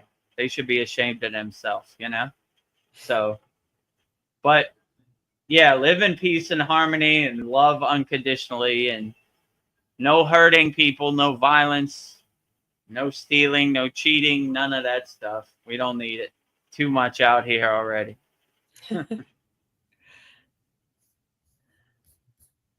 Well, we don't have any more comments on YouTube, so I will go with my questions. Okay, great. Yeah. What, in your opinion, is what is the highest spiritual sadhana, in your opinion, that you've done? The highest technique or kriya or sadhana? Yeah, sadhana. What's in your opinion, the highest spiritual sadhana you could do? I would say reaching the highest levels of samadhi is probably the highest sadhana you could go, but it's not like a conscious thing. It's like something that happens. You just kind of go through the process and align yourself, and you don't really have any expectations. Like, I've never gone into samadhi like, this is going to be the highest practice, you know? Yeah. I'm going to reach the mountaintop by it. I'm not even thinking about it. And actually, samadhi is almost like water through your hands. Like, when you come out, you're like, what happened? What day is it? You know, like, you're totally disorientated, so you can't even really remember anything. I used to keep like a samadhi journal, and I used to try to write like a long thing out. This is what happened in my samadhi state. Yeah. But then I realized I only got like 2 or 3 words, right? So I would just write like divine light, white room, you know, something like that. And I would go back and fill in the blanks later, right? Just like little bulletin points to help me remember, like, okay, what was the most important thing? or it was like, and you know, when you go into samadhi, there's no real details to even talk about. It's like totally empty or totally blank. Like this is like a white room, and it's almost, if you would ask me, I would say there's nothing to attach to, so you can only be alone with yourself in a state of being, and that is how you reach the higher states of samadhi. So there's nothing even really to write about. Like you can't even write about it. So I would say the highest state you can attain in Kriya Yoga is probably a higher samadhi state. And probably the highest state you can attain is Maha Samadhi, which is where most yogis make a commitment to leave their body, right? Like Yogananda and these people, they choose to, you know, this samadhi state feels so good, I'm not coming back, right? I shed my physical body. So that would probably be even a higher golden glowing state, you know, that many rare yogis have attained, but they have attained it. So probably the most celebrated thing in like the Sita tradition or the yogic tradition is the samadhi state.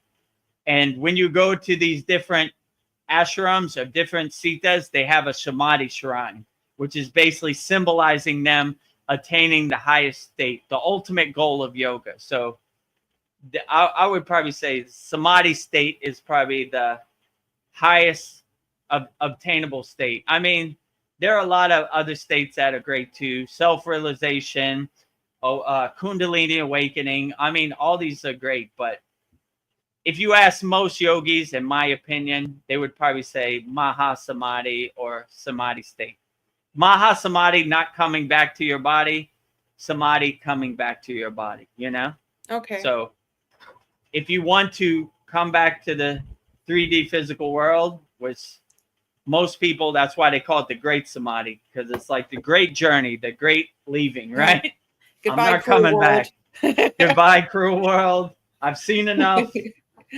I've had enough. Goodbye, right? I'm going home. So that's why I would say like the Maha Samadhi is probably the highest state. Now, if you want to come back, you kind of preserve your body by slowing down your breathing, slowing down your heart rate. So there is a body to come back to. Because I'm sure, I can't verify this, but maybe there were some yogis who wanted to come back and their body was totally gone, right? You know, too far. You've seen, they have in India these petrified yogis, right? Which they've gone too far and their body is this petrified. It's a statue. They can't come back to it. So that's what I think happened in their case. Or maybe they didn't want to come back. I don't know, you know? It just depends, you know? Like, or maybe they have partial consciousness in there. Because these do feel kind of semi-alive, let's say it like that, right? There's something in there. But to what degree, you can't tell. So maybe they broke off a piece, like a 10% piece, and the rest 90% is in samadhi. I have no clue, you know, but something's going on, you know. So if you want to come back to your physical meat suit, don't go so far, you know. Come back, you know. I almost made that mistake myself. I went out 5 days, and I was on the brink. I was walking the thin line of petrified and non-petrified. And luckily my guru smacked me upside my head and what are you doing? Yeah, you know, you're gonna have to make a decision. You're either gonna go into Maha Samadhi or you're gonna come back to the physical world. So I was already back, so I decided to stay in the physical world, and here I am today. Here you be. But here I be, you know, not really to my choosing, you know. He kind of helped. My guru helped me out, you know, because I was lost in the sauce. I was on that. My physical body wasn't going to be ready for me to come back, you know. I was teetering on that line, you know. I was walking the thin ice, you know. So yeah, none of this would have been possible unless he woke me up, right? Yeah. I I was definitely discombobulated. Like, what? Well, what about the rules? You don't wake up somebody in samadhi. You big fool! You were in there for 5 days. You know, I tried not to wake you up. You were decaying. You were about to be gone. You know, what? 5 days? What are you talking about? It's 15 minutes. No, you fool! 5 days. What are you talking about? What the hell's going on? You know? So you have that like decompression stage of like, none of this makes sense. What are you talking about? What are you going on about? You have no clue what you're talking about. You know, I'm like almost arguing with my guru, like, you don't even know what you're delusional. You're mad. You know, that's what he would say. You're mad. You fool, you're mad. You fool. So I don't, but it seems like 5-10 minutes, but it's really 5 days. So there's no time, there's no elements, there's no space. It's just, the best way I could describe it is like a total white room where there's nothing to attach to it. And I don't even know if you could attach to your body. Like, you can't even make sense of, my fingers look like this or my hair looks like this. It's like you're almost like a divine light too. So there's nothing to attach to. So I don't know, you know, it's hard to explain. I like when my guru said, people who talk about samadhi don't know samadhi. People who don't talk about samadhi know samadhi, right? So I guess I don't have the answers. I'm talking about it right now. It's hard to explain it. It's beyond words, you know. It's beyond comprehension, you know. But yeah, you have to experience it to know, right? So even these words are too crude to describe the higher state of samadhi. You know, I almost feel gross by putting words to such a beautiful, blissful, divine state. You know, so. That's probably the best way I could put it, you know. Mariana asks, how did you learn samadhi and how long did it take you to learn that? Good question. Yeah, so, I mean, it's an ongoing process. I'd probably say I'm still learning, but in our school, we have techniques like, I don't know, have I ever,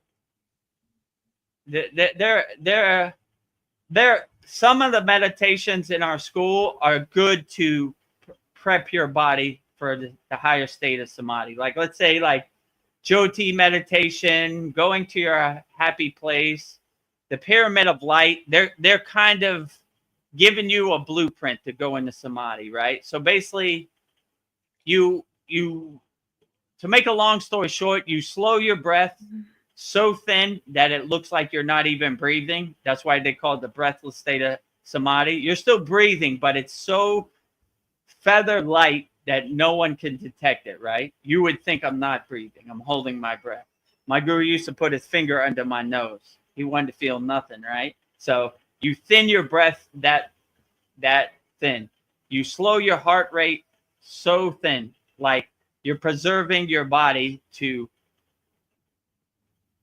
go without food, go without anything for an extended amount of time. Then you would, to kind of bring yourself in a state of samadhi, you would say like Om, or you would say like Om Kriya Babaji Nama Om. And that would kind of, because what happens when you go into samadhi, this happened to me in the beginning, I stopped breathing. And I would always catch myself like, I go, you know? So when you kind of get out of samadhi state, you kind of use the mantra to chain you back in or pull you back in to the samadhi state. So it's a process. Maybe this week's class we're going to review what we learned last week, but maybe next week I'll try to document the process of how to get into the higher state of samadhi. You know, just I would suggest you set like an alarm or tell your child to call you or something to get you out of that state. It could be a hypnotic state where you don't want to come out of, right? It's so blissful, right? So I had this problem too. Many a day I would late to work and you forget everything. Like nothing has no meaning. So you don't want to leave your child at school, you know, and you're Yeah. using samadhi for 2 days, you know. So you kind of got to gauge your samadhi. Or I would start off slow, like, all right, let's try 10 minutes, you know, and then let's try 20 minutes, you know. So I would gauge it, you know, like, because daily life calls, and you don't want to neglect your daily life because you're in a hypnotic state of samadhi. So when I went really deep into samadhi, I didn't have nothing to do, you know. I just sat there like a statue for 5 days, you know. And obviously my legs were totally gone. Like Yeah. I couldn't walk for like 2 days, you know. I had to like drag my my legs were like spaghetti, like they were totally useless, right?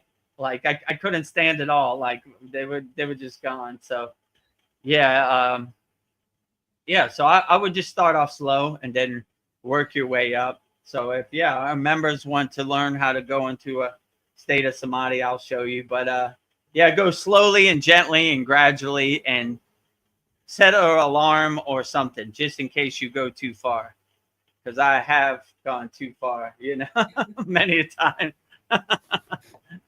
Mariana says, yes, please. Yeah, please, Vedagurudev. I have a hard time going deep into meditation.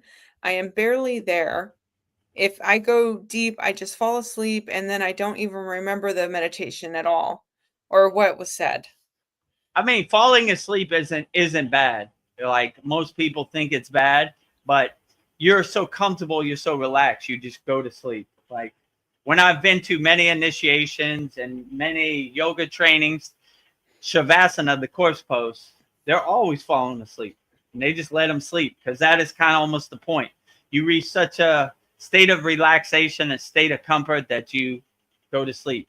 So I wouldn't beat yourself up about going to sleep. That's probably a good thing. I try to use yoga nidra and use Shavasana, the corpse pose, to go to sleep every night.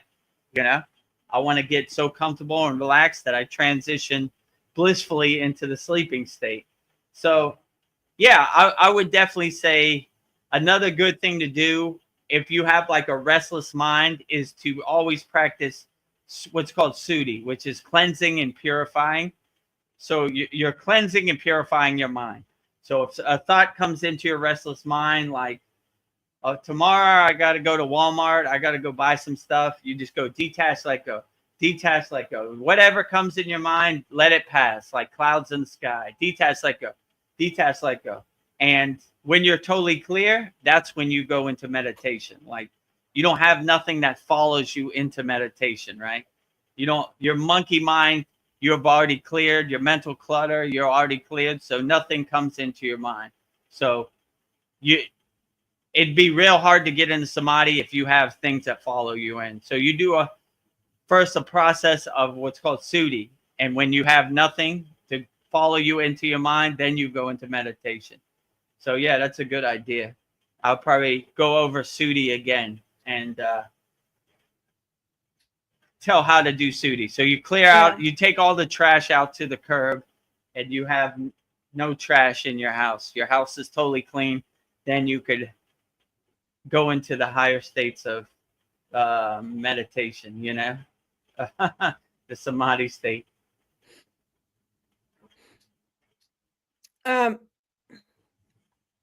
So what, I don't know, you just made me think of a question. What are some major spiritual awakening symptoms? What would be a symptom if you had a spiritual awakening? You're just in a 24-hour blissful state. You're not attached to anything. You totally don't care what anybody thinks or what anybody does. It has no meaning on anything you do. So you look like your head is in the clouds 24 hours a day, but you're really in a heightened, blissed out yogi or yogini state where you're not affected by anything. You're not attached to anything. You don't really care about anything. You just are in such a heightened blissful state that you wake up with a smile on your face and you enjoy everything wholeheartedly, and you don't care about other people's projections on you. You don't care what happens in the world. You don't care about nothing. You're just a 24-hour day blissed out yogi where nothing can affect you. So you enjoy everything to the fullest. So that would probably be my best definition of what it's like to be in a totally blissed out state. I kind of feel sometimes too when I get in this state, like I feel like somebody's pinching my body. It's almost like my cells in my body are popping, and I just feel like blissed out, tingling, like whoo, yeah, whoa, everything is so outstanding. So you just really feel that heightened, tingling, spidey sense feeling about anything, right? There's nothing that even happened to you. You just feel great every day, right? Like you don't know why, right? You just are in that heightened, blissed out yogic state where you can't be affected by anything. Like I said earlier, you're an unshakable mountain. I don't care how bright the sun is, unshakable. I don't care how strong the wind is, unshakable. I don't care how much it snows, unshakable. I don't care how much it rains, unshakable. So no matter what happens, you just become a 24-hour a day unshakable mountain, and you don't care about anything outside yourself. You are the king of your inner castle. You know, you don't attach to anything you can't control. So you basically see the highest truth, and you align yourself with your inner divinity, and you realize yourself, and you realize your inner God. So like you become like a nuclear power plant radiating God frequency or divine God glow. So yeah, this is kind of what I would say. But it's an ongoing process. If you don't reach this state, it doesn't mean that you're not. It's just a subtle process that happens over time from you doing your kriyas and your yoga practice. But I wish for everybody to attain this higher state of bliss and enlightenment and samadhi and self-realization, God realization, Satchinanda, absolute being, absolute bliss, absolute consciousness. Satchinanda, right? The ultimate goal of Kriya Yoga. So like an overall absolute being, right? An overall oneness, which is truly blissful when I think about it right now, you know? Yeah, I'm finding like the less I need, the freer I am. Like the less True. things I just need, I don't need these outside things. I feel more free. Like, Yeah, that's why one of the highest paths is a Gauri path or the sannyasi path. They're renunciates. They don't care about nothing. You know, they don't have no attachments. They don't have no materialism. They're mala beads and the clothes on their back, you know? So that's all they have. And that's all they need. It's a spiritually liberating thing to have that state of mind. So I agree with you. You obtain moksha very faster when you have no attachments, right? So you have no suffering, you have no attachments, you have no fear of loss, you don't care about nothing. You're just a free bird, totally liberated, you know? I mean, it has its own challenges. You don't know where your next meal is going to come from, but you're very liberated, you know? You're You don't free. know where you're going to take shelter, but, you know, you're free, yeah. You're free to make your own choices or go where you want. You don't have no obligations or nothing to hold you back. You do whatever you want. You go wherever you want. But that path has its challenges too, you know? Yeah. I don't know if this is a symptom or if this is something you've ever experienced. I was doing the bija sounds this morning, and I just did one of each one. I just did it loud. So it like echoed through my body, and like I felt like my body getting hot. Like I put my hand on my heart, and it like about burned my hand. I felt like each chakra was really hot. Has that ever happened to you? Yeah, definitely, for sure. But that's a good sign that you're cultivating your inner energy, and you're enhancing your inner energy, and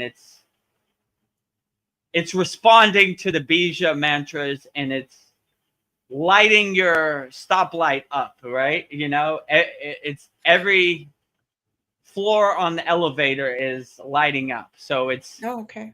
It's rising the energy, you know, it's heating it up. And if that energy collects in your heart chakra, I like my guru used to say, it's like the pond of bliss or Amrita, or, you know, like the divine nectar, right? So you're boiling your your inner water, right? You know, you're heating it up. It's reacting to, you know, the heart chakra. So yeah, that is a beautiful thing, you know. Like, I mean, if it gets uncomfortable or it feels too overwhelming, I would stop. But I look for these confirmations as beautiful gifts on the spiritual path, you know. So when I do feel this, or I do feel like super heat, then I'm like, yeah, I'm on the right track. But, you know, living in a hot climate, a tropical climate like Thailand, it's not beneficial to superheat your body. Your body's already hot, you know. So like, yeah, like, you know, these techniques like Kalapabhati and Bhastrika Pranayama, they really heat your body. But everywhere in India is super hot besides the Himalayan mountains. So there wouldn't be too much need for Bhastrika unless you're in the Himalayan mountains. So yeah, but it's good to know that, like, I'm on the right track. I'm on the right path, because my chakras, they are activating. They're heating up. You know, like I look at it. Some people like to look at the chakras as like a spinning wheel, right? A spinning colored wheel. So if it's really getting hot, that means it's super spinning, right? It's reacting, super reaction to whatever you're doing. So that's a good thing, because you're generating friction and heat, you know, like the wheel is going, yeah, right? So it's super activating. So that's a good thing. But if it starts to feel uncomfortable, or you start to feel lightheaded, I would just discontinue it. But it's good to get a glimpse of what the possibilities are, even if you say the bija mantra one time, right? Yeah. So if you feel super heat one time, I wouldn't go 16 times unless you wanted to, you know? So I'll let you use your own discernment or your own discrimination. But it's a good glimpse of what the possibilities are if you do your inner work. So that's what I would definitely say. Okay. Yeah, let me stretch my feet. Yes. How long have we been on here now? 3 hours and 26 minutes. I don't know. I think we'll start wrapping it up, because I'm hitting a wall. I've been up since 3 o'clock this morning. Okay, yeah. We need to get that rest, right? Yeah. I've been burning the candle on both ends myself, right? Like I don't know, but these go on. Go ahead. Oh, I was just saying, I'm feeling delirious. It's like this. It's kind of like I'm on a high right now. It's kind of hard to stop, but yeah. But yeah, it's been a long day for you too. Yeah, I've been burning the candle on both ends. A lot of Babaji quotes, edits, a lot of Satsang, soul talk edits, a lot of stuff. So when it gets like midnight my time, I'm almost totally exhausted. So much to do, not enough time. There's not enough time in the day for all this Kriya yoga wisdom and knowledge and videos and over and over and over. Babaji, clear the path. Babaji, clear the path. Give me 10 more minutes of energy so I don't fall sleep in my chair like normally. Mariana has a question for you. She says, are the Agoris like wanderers? Yeah. Yeah, but pretty much all the sannyasis are wanderers, or all the sadhus are wanderers. So you'll see them wandering around, just walking around. So agoris are wanderers, sannyasis are wanderers, sadhus are wanderers, yogis are wanderers. So, I mean, pretty much everybody on the spiritual path in India are wanderers. I mean, in my case, we would just walk around. We had no plan. We didn't know where we're going. We're just walking around. So it's a spiritual birthright being a yogi to wander around. What they call it in Australia, like walkabout. Yeah. So we walk about all around India, you know. We don't know where we're going. We're walking around, you know. So we're all wanderers. So like I said before, where I felt like we were like Peter. What do they call it? What's the guy with the flute? The Peter Piper. I think Piper. Pied Piper. Yeah. Yeah. So the Pied Piper. We just walk around and we collect agoris. We collect lamas. We collect sadhus. We collect swamis. We collect Buddhists. We collect monks. We collect everybody. So we're just wandering around. I don't even know where we're going. We're just walking around, and so basically everybody in the spiritual tradition in India is just kind of wandering around. Even like the Kumbh Mela is a big wandering, walking around, looking at different yogis. They look at you walking around. So it's a good spiritual practice to just walk around, you know, in India. We did that many a time. My guru wrote a book, Kailash in Quest of Self. Yeah. He basically walked around India for years. That's what he did. He was a wanderer for years. Go and meet different spiritual traditions and walk around wandering. So I guess that is a highly evolved path. Yeah. Walking's a meditation. Yeah, definitely. Walking meditation. Inhale, foot up, exhale, foot down, right? Yeah. You know, one foot in front of the other. Everything becomes a meditation. So definitely all of our walking meditations were very profound. And when I stay with my guru at the ashram, every morning, sun comes up, we walk up the Himalayan mountains, we walk down the Himalayan mountains, we walk around the Himalayan mountains, walking all over, chanting songs, wandering around. So no place to be, just enjoying the divine grace of God inside us, as us. Yeah, being in the moment. Yeah, definitely walking, wandering around. That is a highly evolved path. I'm trying to think when we were sleeping, we're not walking. Every other time we're walking around, you know. We're going up the mountain, we're going down the mountain, we're going to the right side of the mountain, we're going to the left side of the mountain. We're wandering around as much as possible. So yeah, every spiritual tradition has a practice of wandering around. So, and I could say we definitely wandered around a very lot, right? Everything was pretty much wandering around. Now that I think about it. I don't know, this is a weird question, but I've been looking at the Buddha statue, and the hair's all like knotted like a black person. And they say that Buddha's Indian, but I'm wondering if maybe Buddha was a black person. I mean, could be like, these agoris, they don't wash their hair, or they have like dreadlocks. Yeah, so it would kind of look like they were a black person, their hair is kind of knotted up. So that wouldn't surprise me about Buddha, Also, what's weird in Thailand, the Buddhists shave off all their hair. So they don't have no hair. They shave their eyebrows too. So they don't, it's like a rite of passage when you,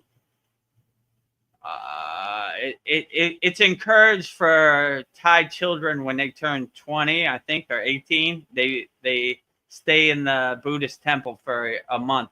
So, and that's when they shave off all their hair and their eyebrows. So yeah, I don't know. It Yeah. depends, you know. Like, I mean, some Indias you see, like my guru included, are very dark skinned. So Yeah. wouldn't surprise me, you know. I mean, how do you define black? Darker skin? Yeah, So, darker skin. I feel like the first people that were here were probably dark skin, not white. I think, our first I would say that's probably true. I have a picture with one yogi we met, and he was very black, almost like African. You know, Yeah. he was Indian, but he was very black. You know, he was a disciple of Vishnu, so we met him on our travels. So yeah, he was very like darker skin. My guru is, more brownish, but like darker He skin was too. You yeah. know, so yeah. So I mean, I don't know, it's I just would things I say noticed. highly evolved yogis are definitely darker skin. You know. Yeah. More melon. What is the thing you call in your darker your skin? Melon? Melanin, right? Yeah. Melanin, something like that. Yeah, No. a lot of melanin, right? You know, yeah, just because you have darker skin doesn't mean you're less of a yogi. Probably more highly evolved yogis. So now that I think about it, I know some very dark skinned Yeah. yogis who are highly evolved. So no matter what your skin tone is, you could reach the heights of enlightenment no matter what, right? It's no barrier on your inner divinity. Well, I was looking at questions I asked you a year ago, so I think I'll ask you my last question. Um, has starting the Kriya Yoga School helped you become a better guru, yogi, teacher, and in what ways do you feel it has? Yeah, I remember this question. Yeah. Yeah, so starting the Kriya Yoga School has made me a way better yogi. Before the Kriya Yoga School, I just did my practice in silence. I didn't talk to nobody. No one knew I was a Kriya yogi, so it kind of broke me out of my shell, like it forced me to the forefront to really experience and explore these techniques more, because if I wanted to teach these techniques, I wanted to know these techniques inside out. So it gave me the opportunity to really go back and know the techniques more, and it gave me the ability to speak the techniques into existence. Before, I didn't speak at all, so it really gave me a mouthpiece and a voice for Kriya Yoga that I never had before, right? Because when I get thrust into the forefront, I was like, all right, I never taught these techniques before, but let's give it a try and see where it happens. So, yeah, I remember when we did our 1 year anniversary in our class, I went back and watched the first class, and I was like, Yeah. I don't really know what I'm doing here, but I'm going to try my best, and I'm going to try to convey it as best as I can. And, in our class, we have PDF notes, so maybe it resonates with you better in the text form, or maybe you like the spoken form. So it made me a way better yogi, because I didn't try to convey the message before. I just did my sadhana, and whatever happened, happened.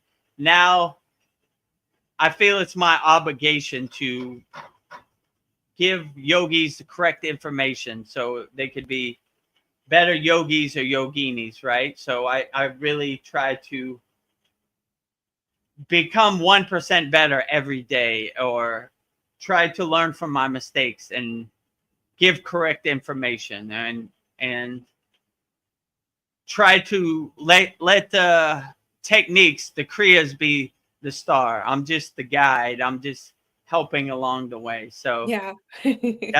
that's probably what I would say. But it's Yeah. definitely gave me a lot more insight, a lot more understanding, a lot more wisdom about teaching Kriya Yoga. And when when you give me your questions, Veronica, it helps open my mind and expand my consciousness to things I was maybe taking for granted. Like my guru used to say, you're looking at the forest without seeing the trees, right? So Yeah. sometimes you get so hypnotized by your own sadhana that you forget about things, and you need like a reminder, you know, like, oh yeah, I remember when I asked that question. Yeah, Yeah. that's a good thought. Let me expand upon that. And you know, so these satsangs, these soul talks, these classes have been very profound and helpful and dynamic for me on the path, for sure. I would definitely say 100%. Yeah. Yeah, it's been a journey. It's been a journey, Yeah. right? But we're still here. I don't know. Yeah. How long have we had our school now? 18, 17 months? Next Yeah. month will be 18, right? Yeah. Oh boy. Yeah, we're getting up there.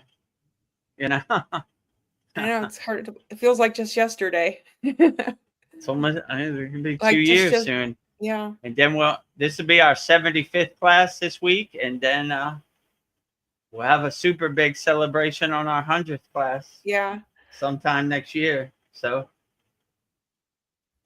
you want to be a part of the festivities, join the Kriya Yoga Masterclass. When is the best time? 10 years ago Best or time today? is right now, Yeah. right? Well, it Plant didn't your tree. exist. Yeah. Best time is to plant your tree 10 years ago, but if you missed that, best time is today. Yeah. Well, I guess that's it. Because I'm falling asleep. Okay, yeah, let's wrap it up. You know, if you haven't, please subscribe to our YouTube channel at Vedagurudev. Every day we have very profound Babaji quotes with me and Veronica. Every day we have very profound soul talks and satsang edits with me and Veronica also. Yes. And we do these satsangs every Wednesday, 9 p.m. Eastern Standard Time. We usually go 3 to 4 hours. We do our soul talks every Sunday, 9 p.m. Eastern Standard Time. We usually go 3 hours. We do our class for all of our members every Saturday, 11 a.m. Eastern Standard Time. We usually go 2 hours. Yeah. We have a very interactive community. So if you want to join over 330 interactive, like-minded Kriya yogis and yoginis from around the world, go to freekriyayogashop.com, join our group, and you'll be with like-minded 330 like-minded Kriya yogis growing every day. You know, maybe we'll be over 350 tomorrow. Who knows, you know? Yeah. So a lot of like-minded yogis practicing Kriya yoga. Yeah, go ahead. What were you going to say? I was just going to say, we keep adding more stuff. We've got the Monday mantras coming up. This is next Monday. Yeah, I forgot about that. We have too much in our school. Yeah. I don't know if you can ever have too much. One time, Ved Mooney said, too much bhakti, Vedagurudev. And my guru looked at Ved Mooney. He said, never too much bhakti. So never too many stuff value at the Kriya Yoga School. Never. Overwhelming value all day, every day. Yeah. So we're going to overfill those Kriya cups. If you want to see where all of our members are from, they're from all around the world. They have a map tab when you join our free Kriya Yoga School, freekriyayogashop.com.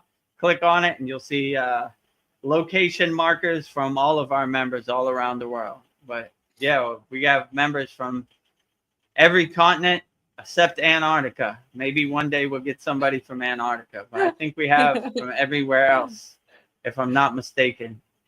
Yeah. So all 6 continents. If you're in Antarctica and you're watching this right now, join our free Kriya Yoga School so we can have your pin in Antarctica too. And yeah, if you like the value and you like what we're giving, and we have a very interactive community with thousands of videos. Cal posts like 30 videos a day. hard to keep up with that too. So Yeah. if you have any questions about Kriya Yoga in our free school, just go to the search bar and type it in. And I'm sure Cal has posted a video about it, or maybe I posted a video, or Veronica. You know, it would be impossible not to have a video about it. We have a video about everything. And yeah, if you like the value and you wanted to have your problems burn up in our yagna, then go to kriyayogashop.com and we'll burn up all your problems, and you could interact, and I'll coach you in real time. Make sure you get the results you want, you know, in our Kriya Yoga Masterclass. So yeah, with that said, I guess we'll wrap up our, what is it, August 6th, Vedgurudev's live Kriya Yoga Q&A Satsang. And we'll wrap it up with very profound Babaji Mula mantra. So if you would like to have a mantra, I will give you Babaji's direct phone number right now. And if you're going through something and you want to call on Babaji, say this mantra. And if you're lucky, Babaji will answer your call. And this mantra is Om Kriya Babaji Namo Om. And Veronica will say it so beautifully right now. Om Kriya Babaji Nama Om. Om Kriya Babaji Namo.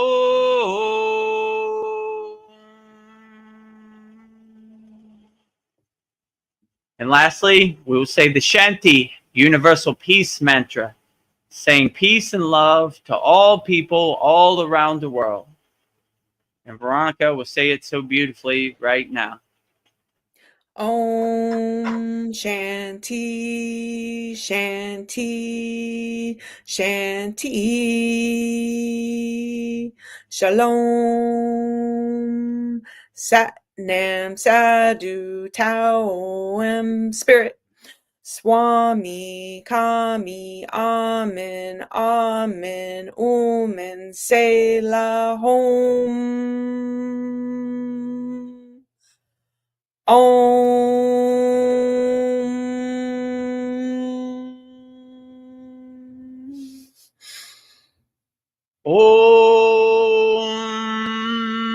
Shanti Shanti Shanti Shalom Sat Nam Sadhu Tao Om Spirit Swami Kami Amen Amen Omen Selah Home